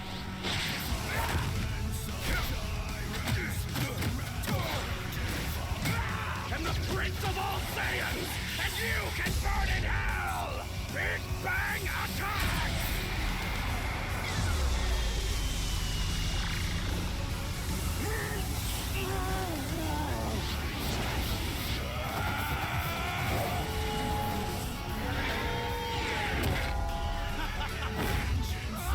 Thou art unworthy!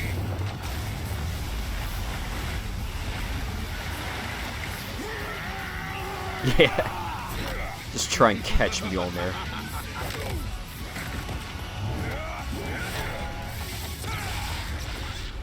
Tell me, does a god such as yourself feel fear?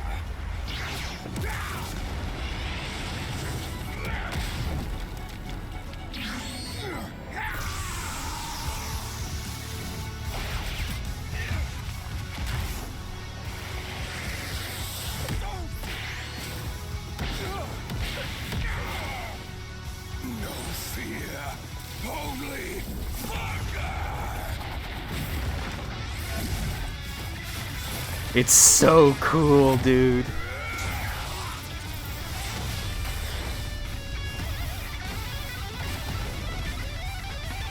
All you will feel is oblivion!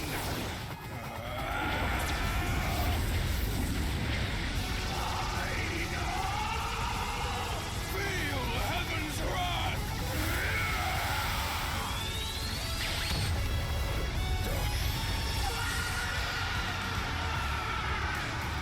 That scream is so good. But wait!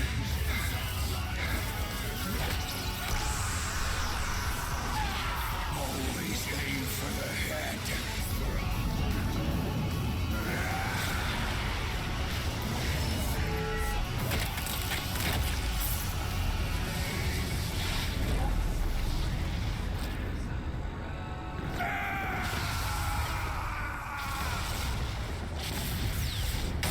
Yeah, this one's hype as hell. Oh, I get it.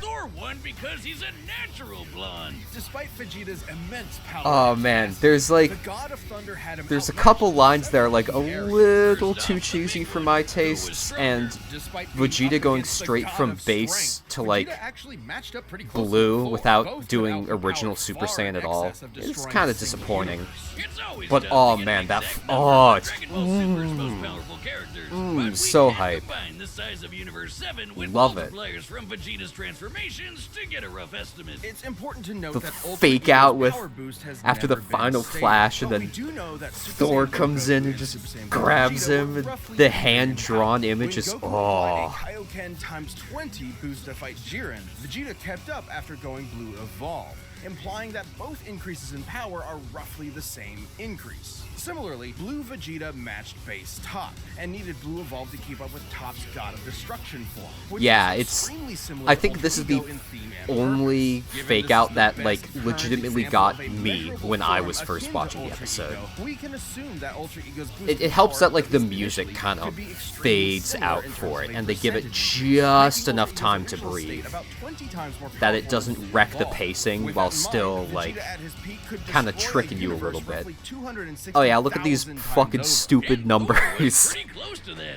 Yeah, Take a look he at can the destroy, Marvel you know, a universe's couple size, which has a 100,000 radius of at universes, least no a biggie. trillion light years. As well as scaling to the Worldbreaker Hulk, Thor ended up only about 10 times stronger. Not terribly different, and it's definitely possible Vegeta's power could increase during the fight to match it. But even if he was stronger, it wasn't the only thing that mattered. Ultra Ego's damage absorption could only do so much against an opponent like Thor. Vegeta may have trained as a warrior from birth, but Thor has been fighting for millennia against a much wider variety of foes, allowing him to adapt to Vegeta fairly easily. And the fact that Thor was way faster gave him a lot of leeway to use that extra combat experience. Applying Vegeta's transformation multipliers to the shockwaves from Goku and Beerus' punches, Vegeta should be able to fight at nearly 300 quintillion times the speed of light. But scaling to Ares moving Oh within yeah, blink time? another Thor would be over 70 common community quadrillion joke times faster. is that More than fast enough in to avoid each Vegeta's key of attacks, Thor's and even more episodes, importantly, they absorb keep all of making them him with faster Mjolnir. by finding This better alone speed shut feats down for him, all of Vegeta's so he ranged gets attacks. faster Certainly he every could have avoided every Thanos' spirit time. vision, but he'd have to hit Thor first, and with that much of a speed difference, that's easier said than done. And since Thor can just will the energy out of somebody, he could just take it right back, and then some. Even without absorption, Vegeta's ki reserves are not infinite, and many of his battles have ended with him at low energy. He was exhausted by the end of the Tournament of Power, which lasted about 1 hour in total. Meanwhile, Thor fought an army for over a month straight. Theoretically, Vegeta could have ended the fight immediately with Hakai, if not for the fact that Thor has resisted existence erasure before, including physically, spiritually, and temporally. Meanwhile, Vegeta had no way to match the God Blast, which could have killed friggin' Galactus. And that guy has threatened the infinite multiverse with destruction just as a side effect of his battles.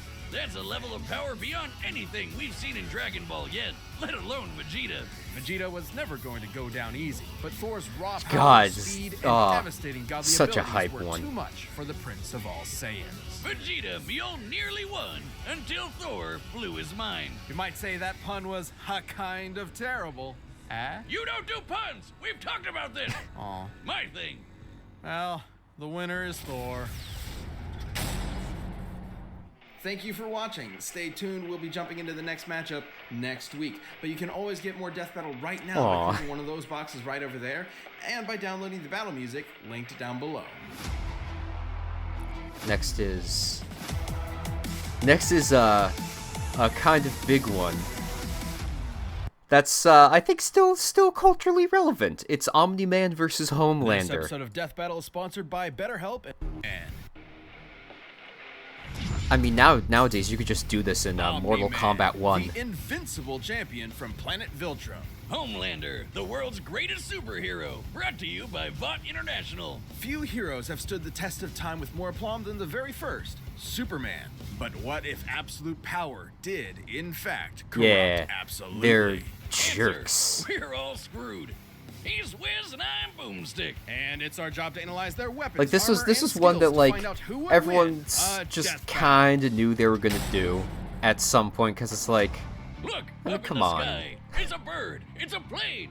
No, it's Omni-Man. These guys both existed in comic form beforehand, really, but then the shows happened, and around at the same time, He's even it's like, got that sexy mustache that he's not afraid to hide with terrible CGI.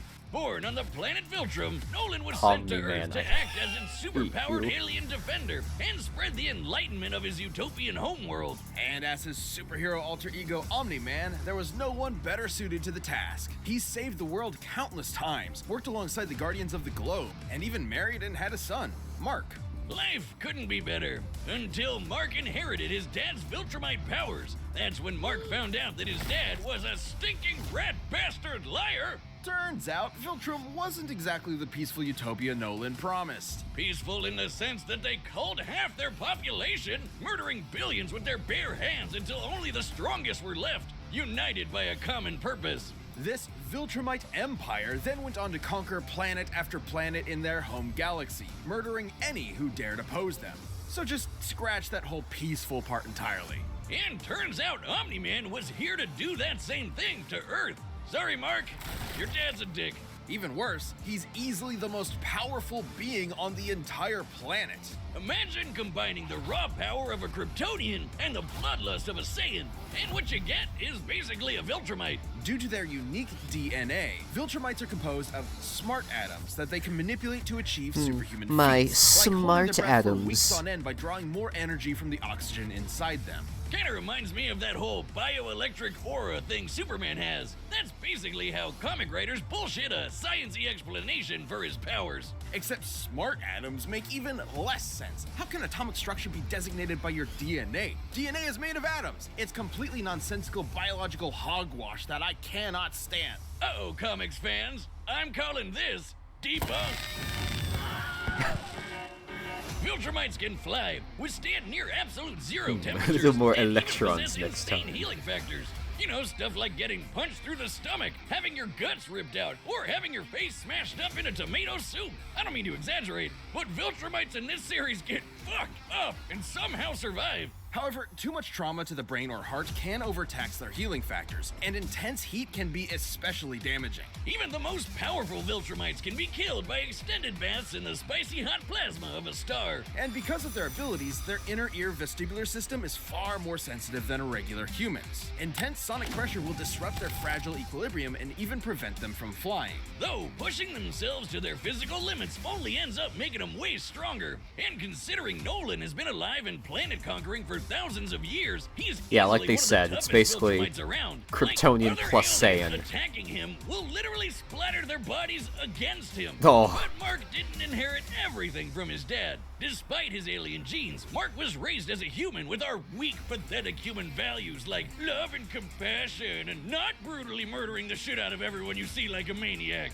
Really made it difficult for Nolan to relate to his kid. Such as when these aliens invaded Earth. Mark tried his best to minimize casualties and outsmart his numerically superior foes. Nolan, meanwhile, tackled their leader through the portal back to their homeworld, then spent some time systematically annihilating their planet for even daring to take Earth from him. Classic generational divide. Annihilate is underselling it. Nolan flew so fast that his body lit their planet's atmosphere on fire, creating massive country-sized explosions with his own body as the projectile. Omni-Man has flown across galaxies in only a week, survived punching a hole through a planet, and even deflected a meteor the size of Texas.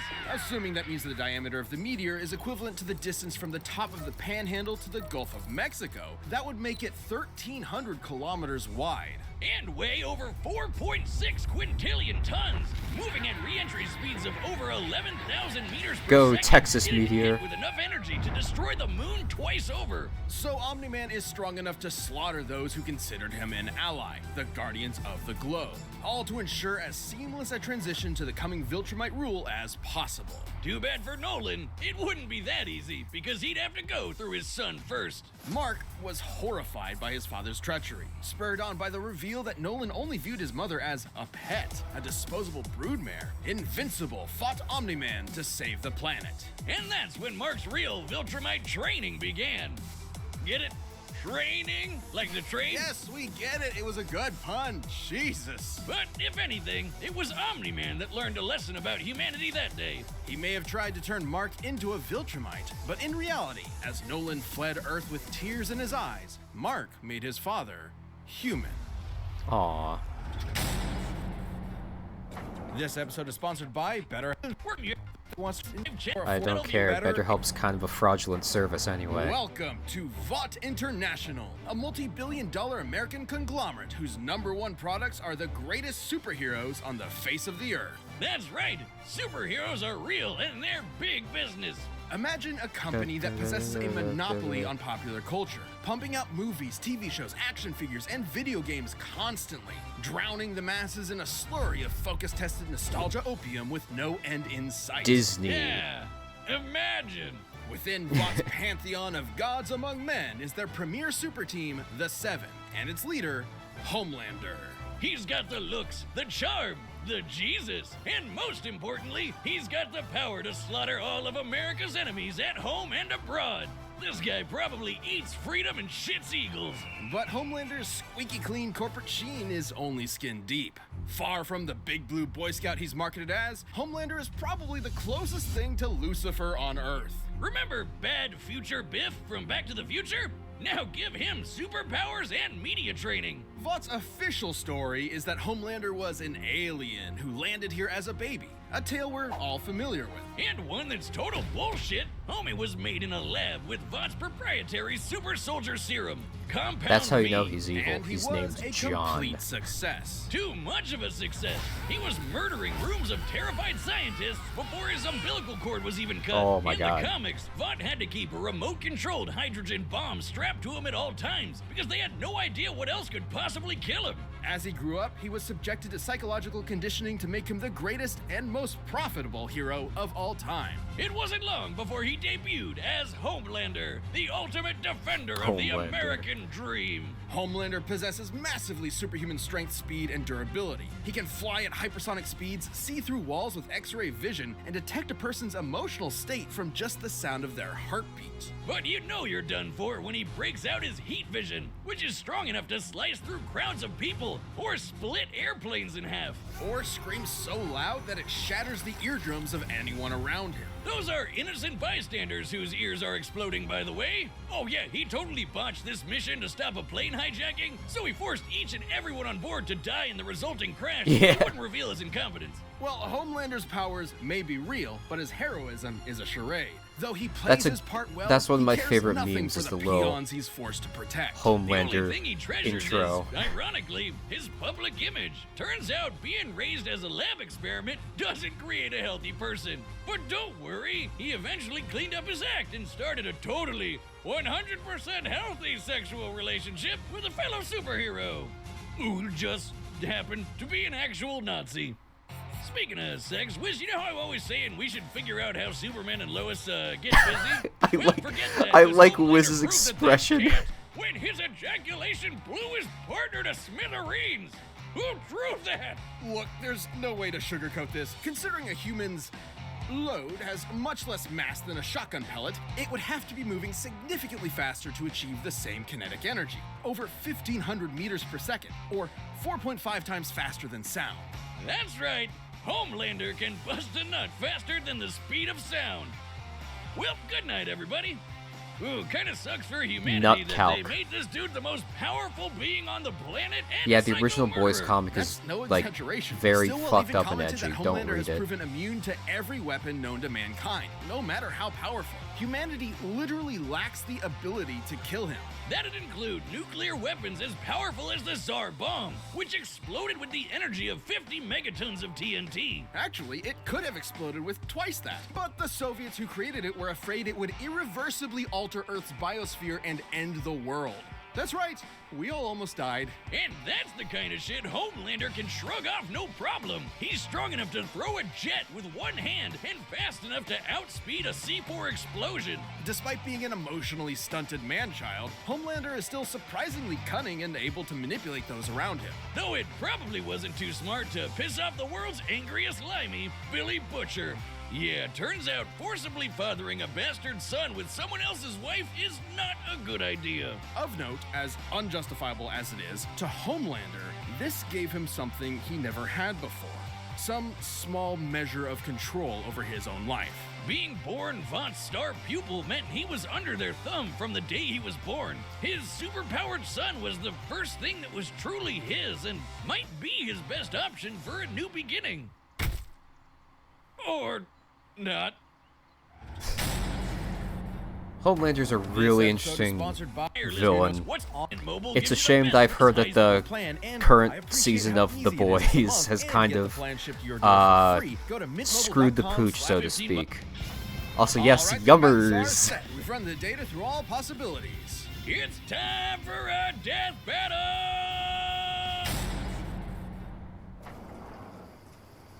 Merry Christmas. This episode came out in like May, by the way. Howdy, neighbor. Coco? It's warm. You know, Nolan, Homelander is more than just a superhero. It might be cynical to say this, but he's a brand. And it's very important to me that that brand means something. And if I'm playing second fiddle to some goddamn alien, what's really the point, right? What do you think, Debbie? Aw, she's shy. So, do we have an understanding? Get the fuck out of my country. I'm going to feed you your own heart. Shit. That was a great line. Yeah, this is all hand animated, which is really cool. Country? Seriously? I'm not here for your country. And it works well, because both these guys have had animated shows and don't really have video game sprites.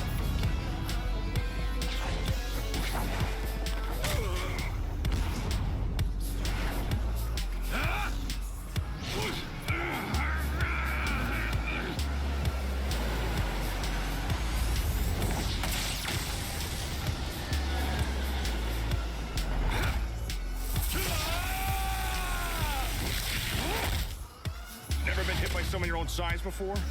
You have to turn with the punch to reduce... Better.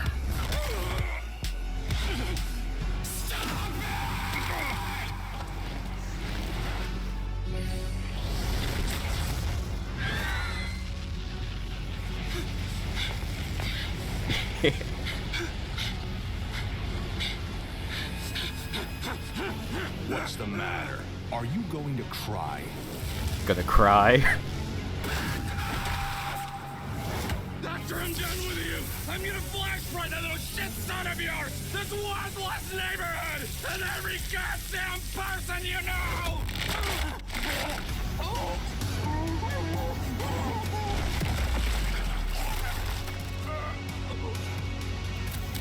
Remember what I promised you. I'm going to feed you your own heart.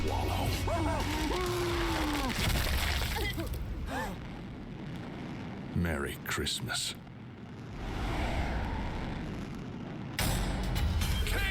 comparatively a kind of short one, but god, that's such a good animation. Despite Homelander's dominance within Like, the the world of animation boys, quality there's is big really fish in a good. small pond, relatively speaking. Like, Homelander can move the faster brutal than death sound, while works Omni-Man can really move well faster for than both light. of these Homelander can characters. survive a nuke, while Omni-Man can shatter the moon And like, twice oh over. god, the voice acting, the performances for both of them were so good. Very good character acting, yeah. To the heat of stars, that still took quite a bit of time, and there's no reason to think Of course, the Homelander's elephant vision in the was room anywhere is near that this that fight hot. was a bit of a stomp. Omni-Man won this 6 ways to Sunday, but everyone kind of knew that going in. I don't think it really took away from the enjoyment of the episode. Like, even the official Twitter accounts for Invincible and the boys were even in on it when like Death Battle announced this on Twitter. They were both like, yeah, I'm betting on Omni-Man for this one. Because he was always so much stronger than everyone else. And that's the key difference between them. One is a warrior, and the other is a bully. Homelander was never going to give up easy, but Omni-Man's skill, power, and Viltrumite heritage earned him the win. When it comes to Yeah, Superman knockoffs, it's, again, Homelander had to character eat his was heart out. really good The in this winner one. is Omni-Man. Although, hey, if you want to do this yourself, now you can with Combat Death Pack Battle 1 is in Mortal back, and Kombat we've 1. launched a brand new membership program for our YouTube channel. By directly supporting our team, you'll get unique emotes, badges, and additional content, and a bunch more. Click that join button to see more info, and thanks so much for watching. And next is another good one. Magneto versus Tetsuo. I should have put spoilers for This episode Akira of Death Battle is sponsored in by the little HelloFresh and spoiler Bespoke Post. thing. But yeah, Magneto's like he's a big Marvel's character. master of It's about time he got on the show. Akira's telekinetic terror of Neo And Tokyo. Akira These two is not maestros of something that you kinesis have hear ignited people revolution, talk about in a not just versus their world, sense but also the very mediums very they often. exist within.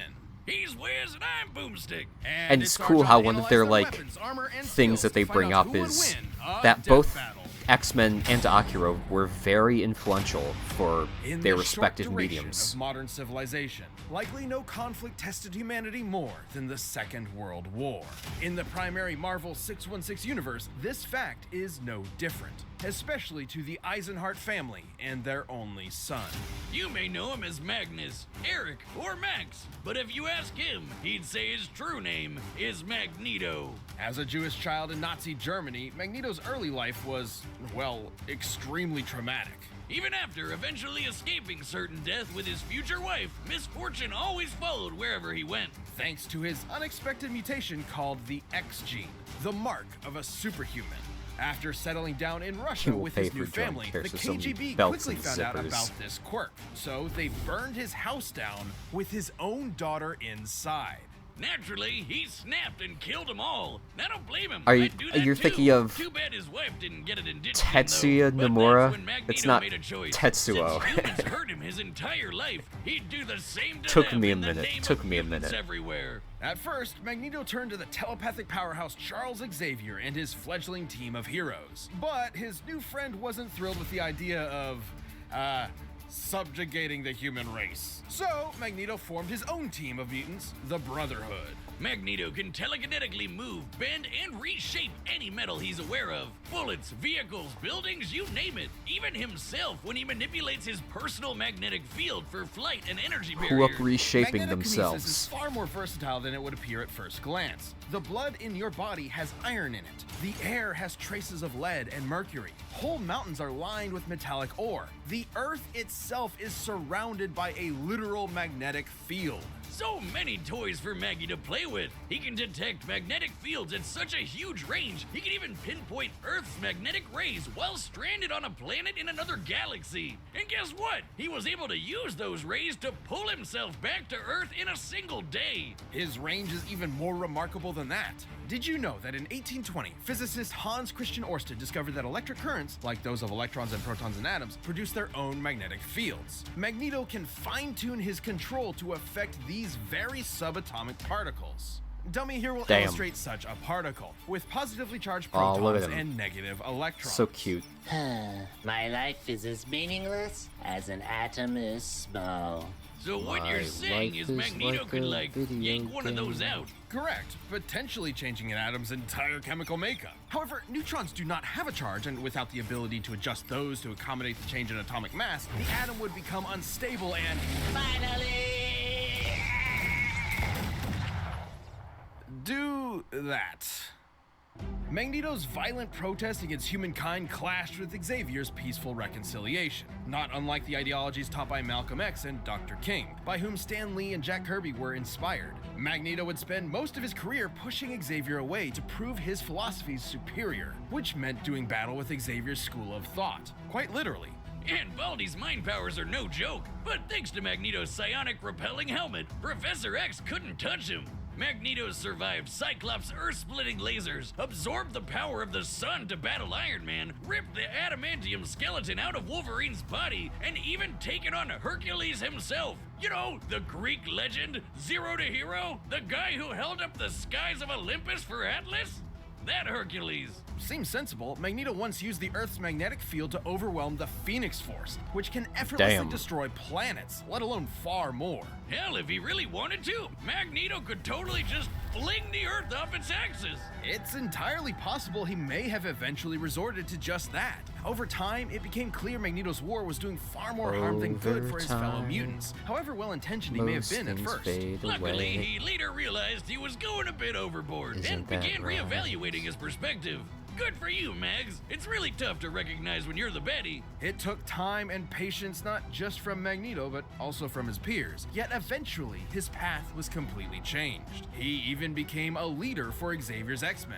But don't let his new goody two-shoes ways fool you. Whenever there's a threat to mutants, you can bet Magneto will be there to annihilate it. Forever, by any means necessary. This episode of Death Battle is sponsored by... I do not care. Kid. Type of bomb was set off over 30 years ago. A new type of bomb was set off over Tokyo, and 9 hours later began the Third World War. Welcome to 2030, or 2019 if you're watching the anime. The buildings are the taller, far-off the year motorcycles are cooler, of and the future is brighter. 2019.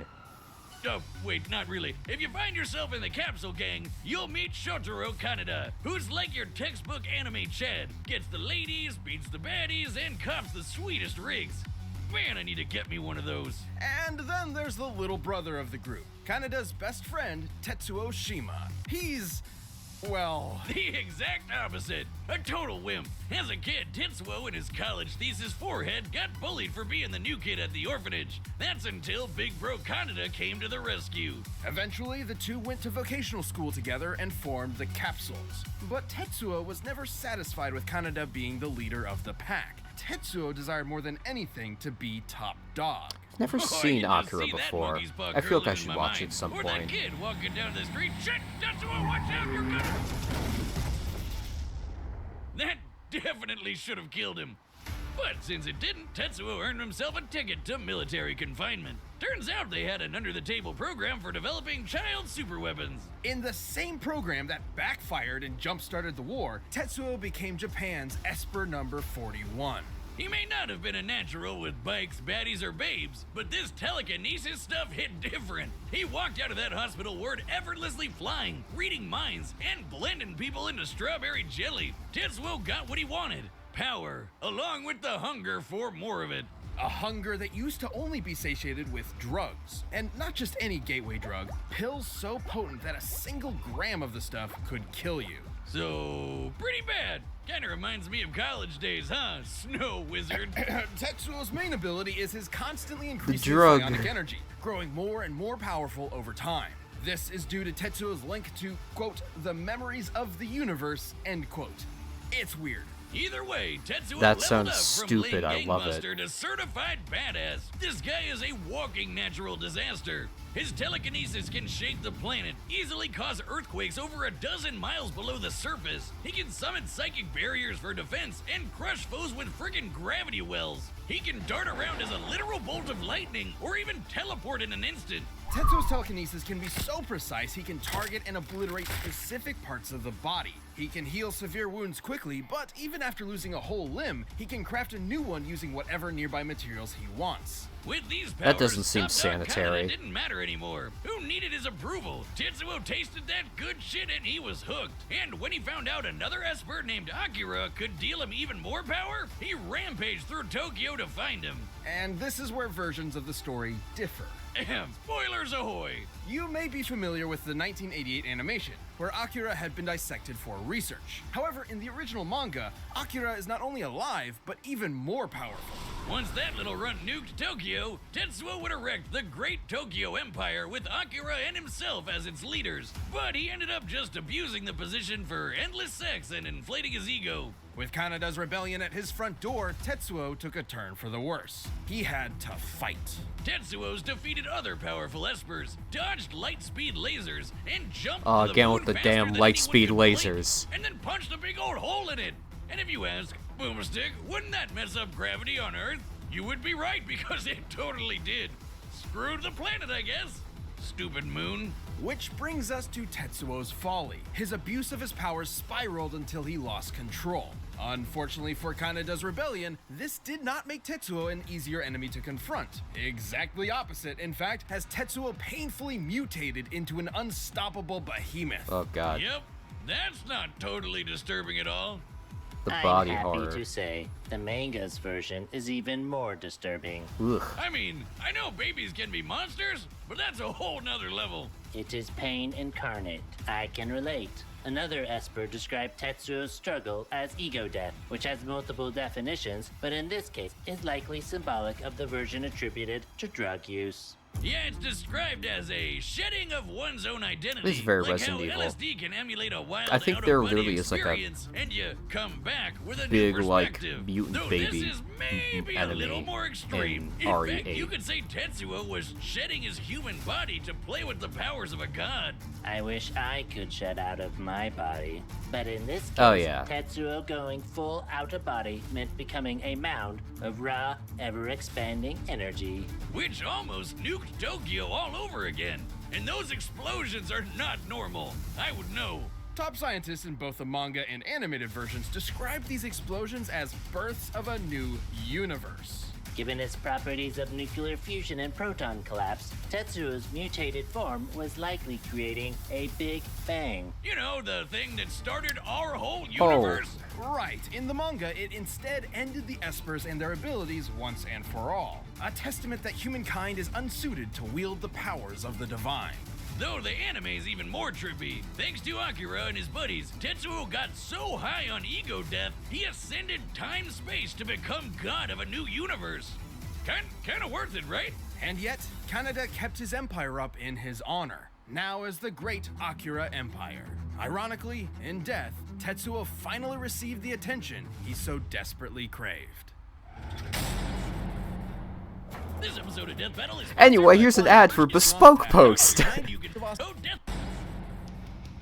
All right, the combatants are set. We've run the data through all possibilities. It's time for a death battle!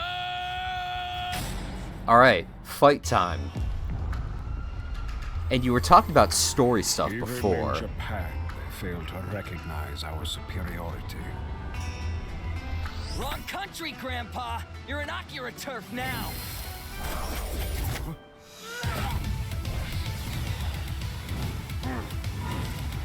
You're dead meat!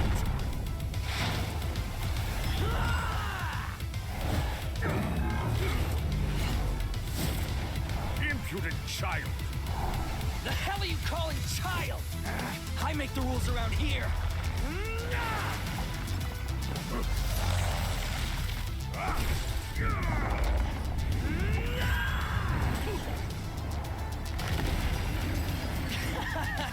You're wasting my time.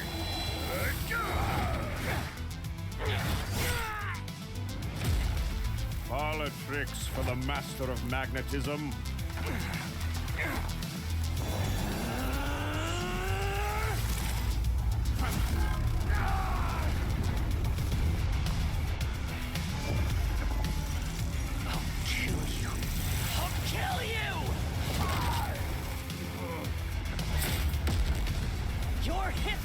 scumbag!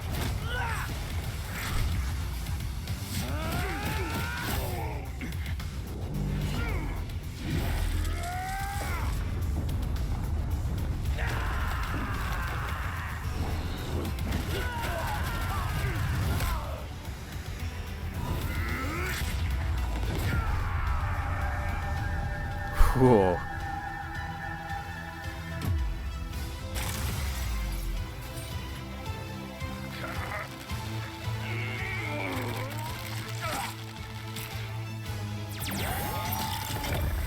It's always a bit tricky to make Magneto work, because his powers aren't quite telekinesis.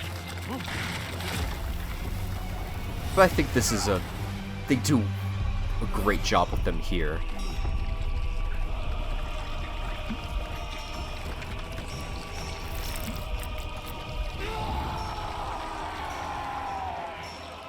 Listen, welcome. I'll handle this on my own. Die! Hurts. Help me.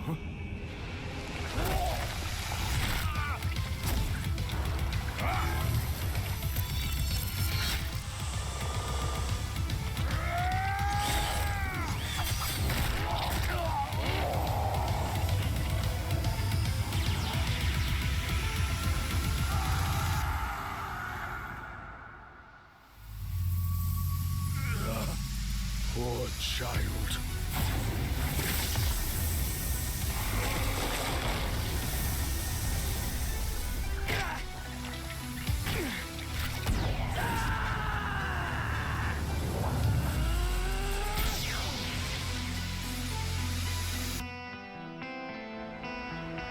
Thank you.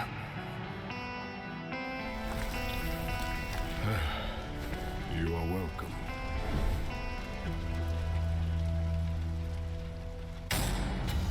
So yeah, that's probably one of the best death battles in terms of, like, the character work and character writing. Another bizarre ability certainly gave Magneto pause, Like, but the master oh of man, magnetism had it greater works control so over well his for foe. both of them. Like, Tetsuo is the kind of guy who would just kind of attack some guy out of nowhere because he is just standing there. And Magneto, it being like a mercy kill, works really well. But stats aren't all that matters. And like all the close-up hand-drawn stuff was good. Magneto's organs. GG, right? Yes, but Magneto had And similar skills. There are very oh few man, this substances is on Earth that it lack wasn't any as like metallic or magnetic fast-paced or components, and quote-unquote Magneto is hype very as something like creative Thor with his versus powers. Vegeta, Which he could use but to it predict Tetsuo's definitely teleportation like and makes a even shut strong down his impression. telekinesis. It holds And its his own. scraps with Xavier prove he could handle Tetsuo's messing with his head. The biggest challenge for Magneto was when Tetsuo's gross mutated power came into play. Especially given how the detonations from this form were compared to that of a Big Bang. Although the authenticity of that observation is questionable. In truth, the Big Bang was a sudden expansion of matter on a universal scale, whereas Tetsuo's explosions are more akin to nuclear blasts, clearly intentional given the post-war symbolism of the Akira story. The whole Just, creating oof. an alternate universe bit Real wasn't even good part one. of the original Like I said, material, the so we can't character exactly call it work. canon. But The let's just say fight comparison wasn't writers superfluous. Let's say Tetsuo did in have fact done a really cause a good Big job. Bang capable of creating or destroying an entire universe, alternate or otherwise. And I like them Turns doing out this as Magneto well, had the where they tools to sort of stop them give too. the Helmet loser had the to benefit overpower of the Hercules, doubt who was strong enough to, hold up the skies like, of just for the Olympus, sake of which is argument. literally heaven and an alternate Which universe. does show that it's a This little doesn't bit of a necessarily mean stomp Magneto could easily destroy in a Magneto's universe with a snap favor, of his fingers, but it does prove but, he can match a similar you level know, of power. And is context you is know, everything. compromise, Tetsuo's trade-off. Big Bang eruption specifically exhibited proton collapse, meaning its atomic structure was primarily an unstable mess of neutrons and electrons. Pull up collapse and and they Magneto has protons. detected and commanded unstable electrons before. This means Magneto had every means available to take control over this Big Bang. Damn, and I thought he could just move some metal around. It's like the question posed by some of the greatest prophets of our time. Fucking magnets. How do they even work? Magneto's astonishing power and intelligent control over all things magnetism triumphed in the end. Tetsuo pushed his luck, but didn't have the metal to pull off the win.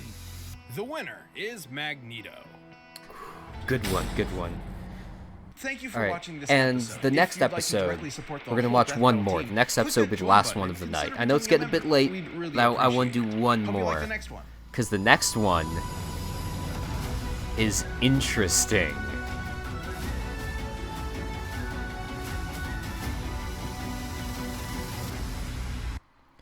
Hercules versus Sun This episode Wukong. of Death Battle is sponsored by As in, like, the original mythological characters. Hercules, the god of strength. Sun Wukong, the Monkey King. Myth has many heroes, but few overcome This is their like- past to become legendary. And maybe inspire some comics and anime to boot. He's Wes and It's like the And it's our job to the analyze versus their weapons, battle armor, and from skills to the find out who would BC win times. A death battle. Probably not BC. Maybe. He's I the don't know. man, the It's myth, late. The legend. He's Hercules. Stories of Hercules exist in many iterations, but we'll examine the earliest known accounts, the legend of Heracles. No Disney Zero to Hero, just the classic Greek myth.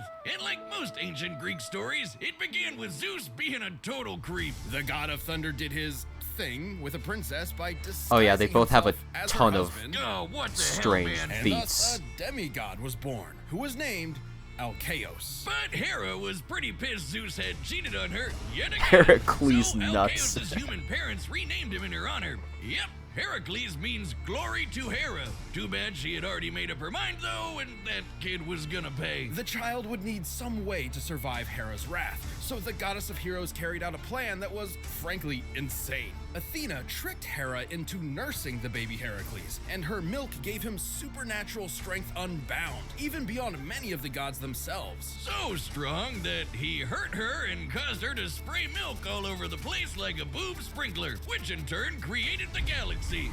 Yep, that's why we call it the Milky Way. Oh god, I'm never eating one of those candy That's bars again. stupid. I love it. Godlike power, Heracles became I a learned fierce something warrior today. trained by the finest instructors in all of Greece. Unfortunately, he wasn't without problems. While he was a natural at boxing, wrestling, fencing, and so much more, he struggled in the arts. He even had a fit and accidentally killed his music teacher. Little did Heracles know this was a sign of the tragedy to come. Many years later, as his name began to be synonymous with the term hero, he murdered his wife, Princess Megara, and their sons. Yeah, Hera had magically driven him into a kill frenzy rage, but that didn't excuse it for Herc. His guilt was there. Desperate to atone, he sought guidance from the Oracle of Delphi and learned his path to redemption. He would submit himself I think to that's King footage from Eurystheus and perform one of the for him Percy 10 Jackson grueling movies. labors. The guy was a D-bag, but God, Herc those did what movies he are had bad. to, and through his struggles built a killer arsenal. For his first labor, he was tasked with slaying a lion whose hide could not be pierced by any blade. So Herc just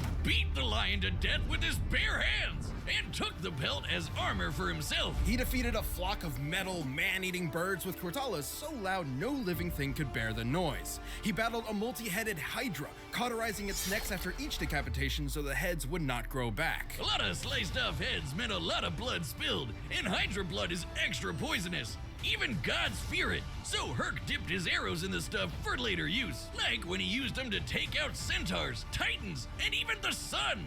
Sort of. The details of the Smith differ, but in some versions, Heracles was so fed up with the desert heat, he fired an arrow at the sun, the physical embodiment of the god Helios. I guess that's one way to cool off. Take that, global warming! To reach the sun, his arrow would have to fly 90 times faster than Yeah, light. if you The were maximum pissed off draw with the weight of a typical beam recurve bow is about feats, 40 pounds, check shooting out an arrow this 300 feet per second. like Shooting one arrow faster than light would that's require hundreds strength of times faster incomprehensible than to light. mortals such as us. Anyway, Herc completed his labors, but the king was a sore loser and axed 2 of them for cheating, because Herc was a lot more clever than he expected. Heracles received 2 more tasks, one of which required he retrieve the golden apples of Hesperides, which ironically originally belonged to Hera. As part of his plan, Heracles would temporarily take on the role of the Titan Atlas as bearer of the heavens. That sounds exhausting. More than you think, dummy. While modern art often portrays Atlas carrying a globe, the Greeks perceived his burden as a celestial sphere.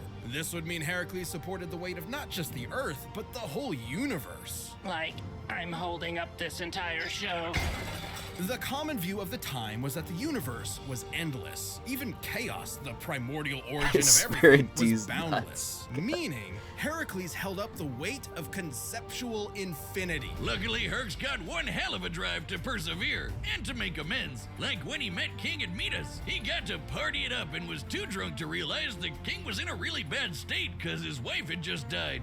Reminds me of someone. Can't imagine who. Well, Herc felt bad, so he decided to make it up to his bro by literally beating up the god of death until he returned Admetus' wife. And that's true best friend material. Whiz. Heracles frequently surprised others with his wit, particularly with finding solutions hidden in plain sight. For example, when he wrestled Antaeus, a giant who was invincible so long as his feet were on the ground, Heracles simply picked him up and strangled him in the air. Even giants and the god of death couldn't end his story. Instead, he was tricked into putting on a shirt covered in that Hydra blood, and it totally screwed him up. What a BS way to go. Yet also a testament to how a contest of power could not defeat him. Racked with unbearable pain and burning at a pyre, Heracles called to the deities who had watched his story unfold. And so, as his mortal form returned to ash, Heracles ascended to Mount Olympus, where he was welcomed as the god of strength. Even Hera lightened up. His life may have been one of strife and struggle, but on that day, all the world was left in awe of the legend of Heracles.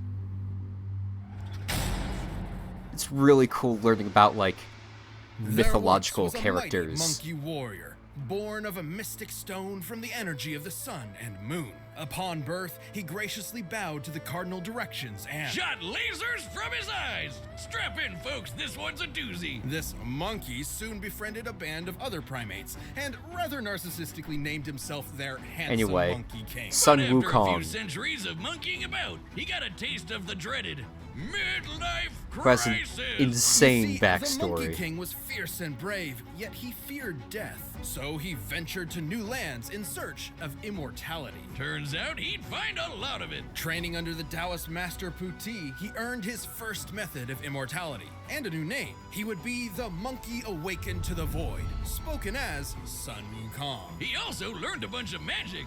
He can ride clouds, make thousands of clones, heal from fatal wounds like decapitation, and transform into basically anything.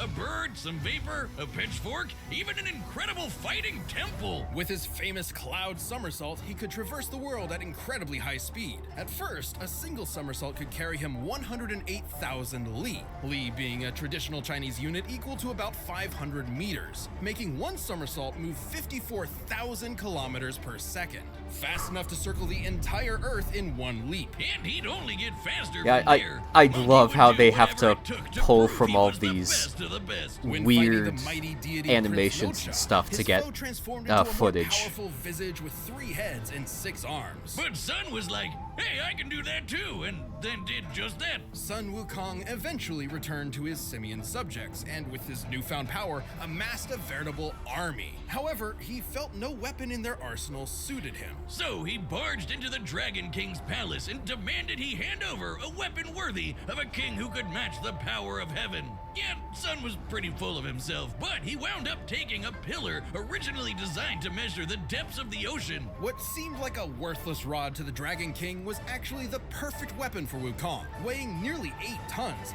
the Rui Jingu Bang can change size at his whim.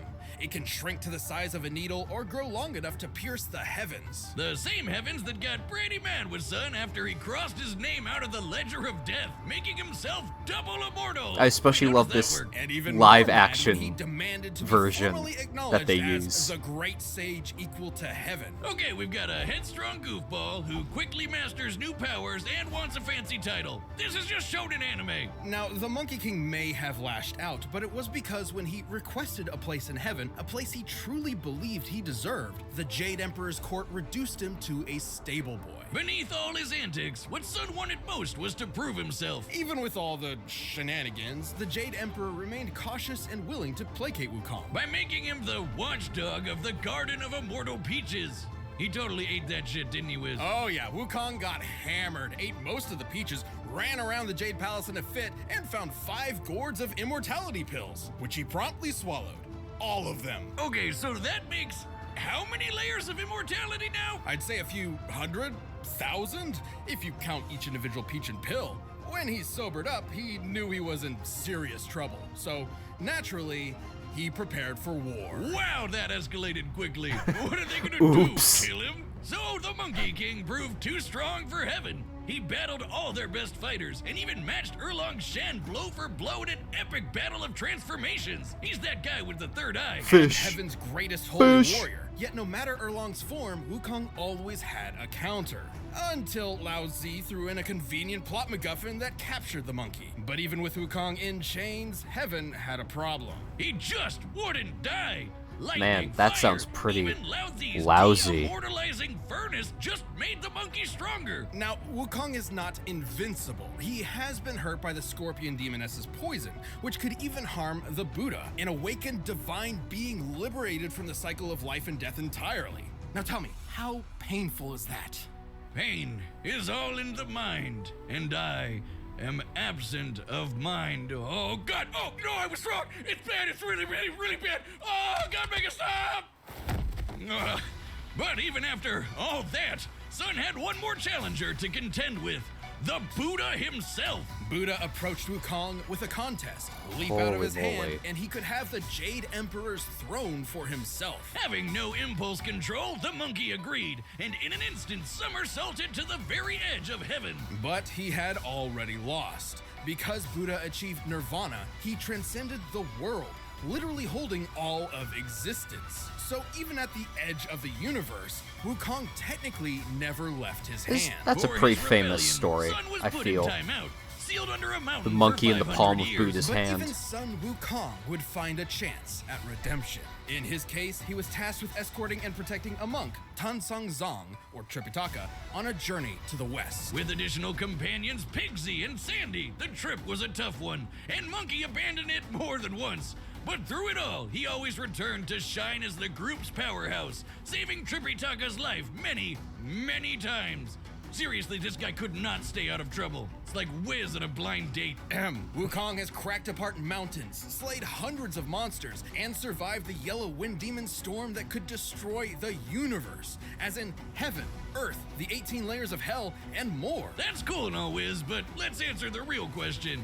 Can he beat Goku? Maybe. During his journey, Wukong performed possibly his most legendary feat, holding up Mount Sumeru, which in traditional Mahayana Buddhism is a mountain supporting the infinite cosmic sky. And Sun just hauled it around on one shoulder. Just one, because on his other shoulder was a whole other mountain. After what a show 14 off. years of travel, the journey was complete, and Wukong had finally accomplished The one a to the truly west? great deed. For this, he was given his long-awaited place among the heavens. As the victorious fighting Buddha. Now that's gotta be an anime. After so much time as a rebel, an outcast, and a truly unstoppable warrior, Sun Wukong had, at last, found his home. The monkey. This episode is sponsored and with Babel. All right, the combatants are set, and we've run the data through all possibilities. It's time for a death battle! Fight time. Our tale begins atop a great mountain where the mighty Heracles sought a gift from the gods. Oh there! Huh? I'm in need of that apple. Relinquish it. Sorry, I'm supposed to find my master some vegetarian food. You'll find it elsewhere. But Heracles was not so easily Yeah, fooled. they don't really have like one set look to go off of. And these work pretty well, I feel. Rang true, but he'd not so easily overwhelm the god of strength.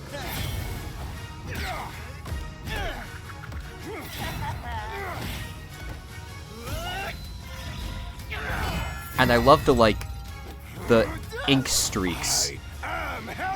I think they said it was like the animator said it was specifically inspired by Street Fighter 4. Has similar effects to this.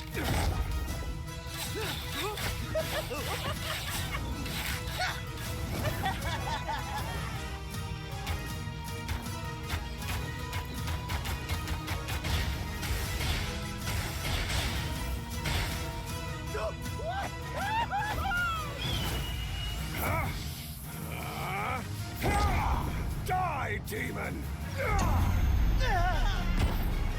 Agony! Agony!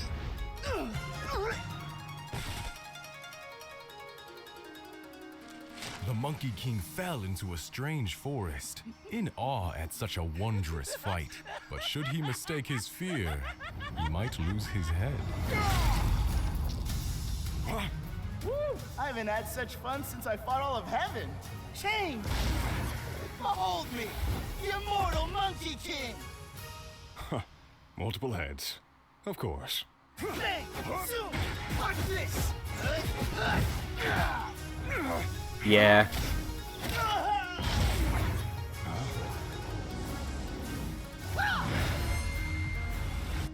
I mean, in a sense, these guys are the original protagonists. You've had your fun, beast, but I've had enough!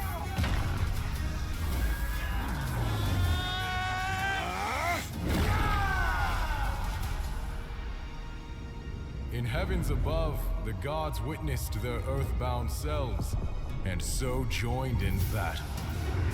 The god of strength mustered the heart of Olympus, while the great sage Oh god, harnessed power Gilgamesh equal would be to insane. heaven. Thus,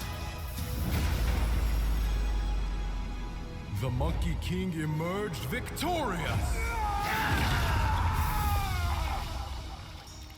Wow, would you look at that? I struck him so hard he was reduced to nothingness. With a formidable foe slain, stricken against the mountain's breast, so ends our great tale of East and West.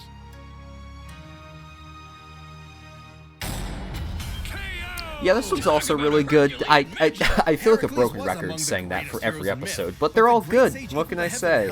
Many more advantages. You'd think Sun might not measure up to the god of strength. The animation's really clean. I like the designs. Yeah, I like the framing of them. It being on a scroll and them actually like physically hitting the edges of the scroll was a cute detail.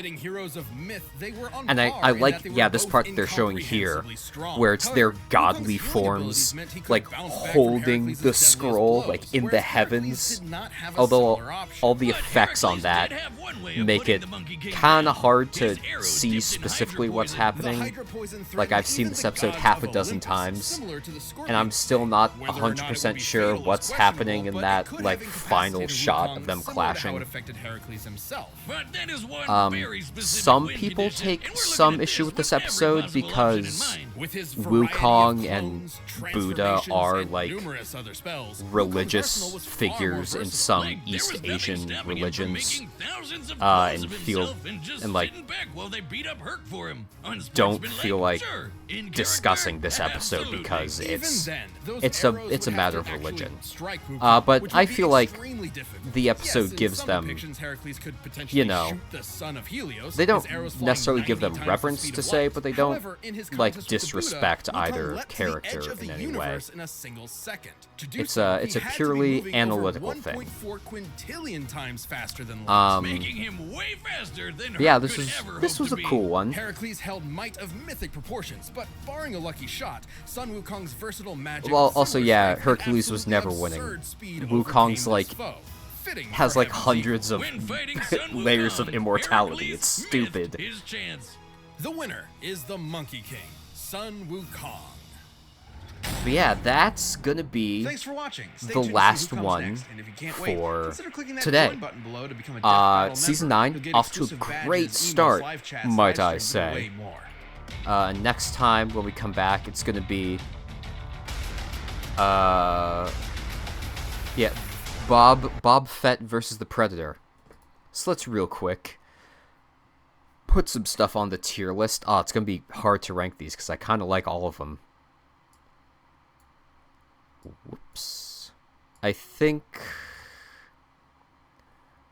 Oh, man, let's say... I think Omni-Man vs. Homelander is my favorite. I just like the animation the best. These other ones are really good, too. Probably like that. Oh, man, the ones in this season are really close. Like, I really gotta think, okay... like this one made me more excited, or there was like this little bit in this one that I didn't like as much. But yeah, this has been fun. It's very late, so I'm gonna end stream here. But yeah, I'm glad you enjoyed. I hope to be back next week for something similar. Thank you very much for joining me with this. Have a good rest of your night. Take care.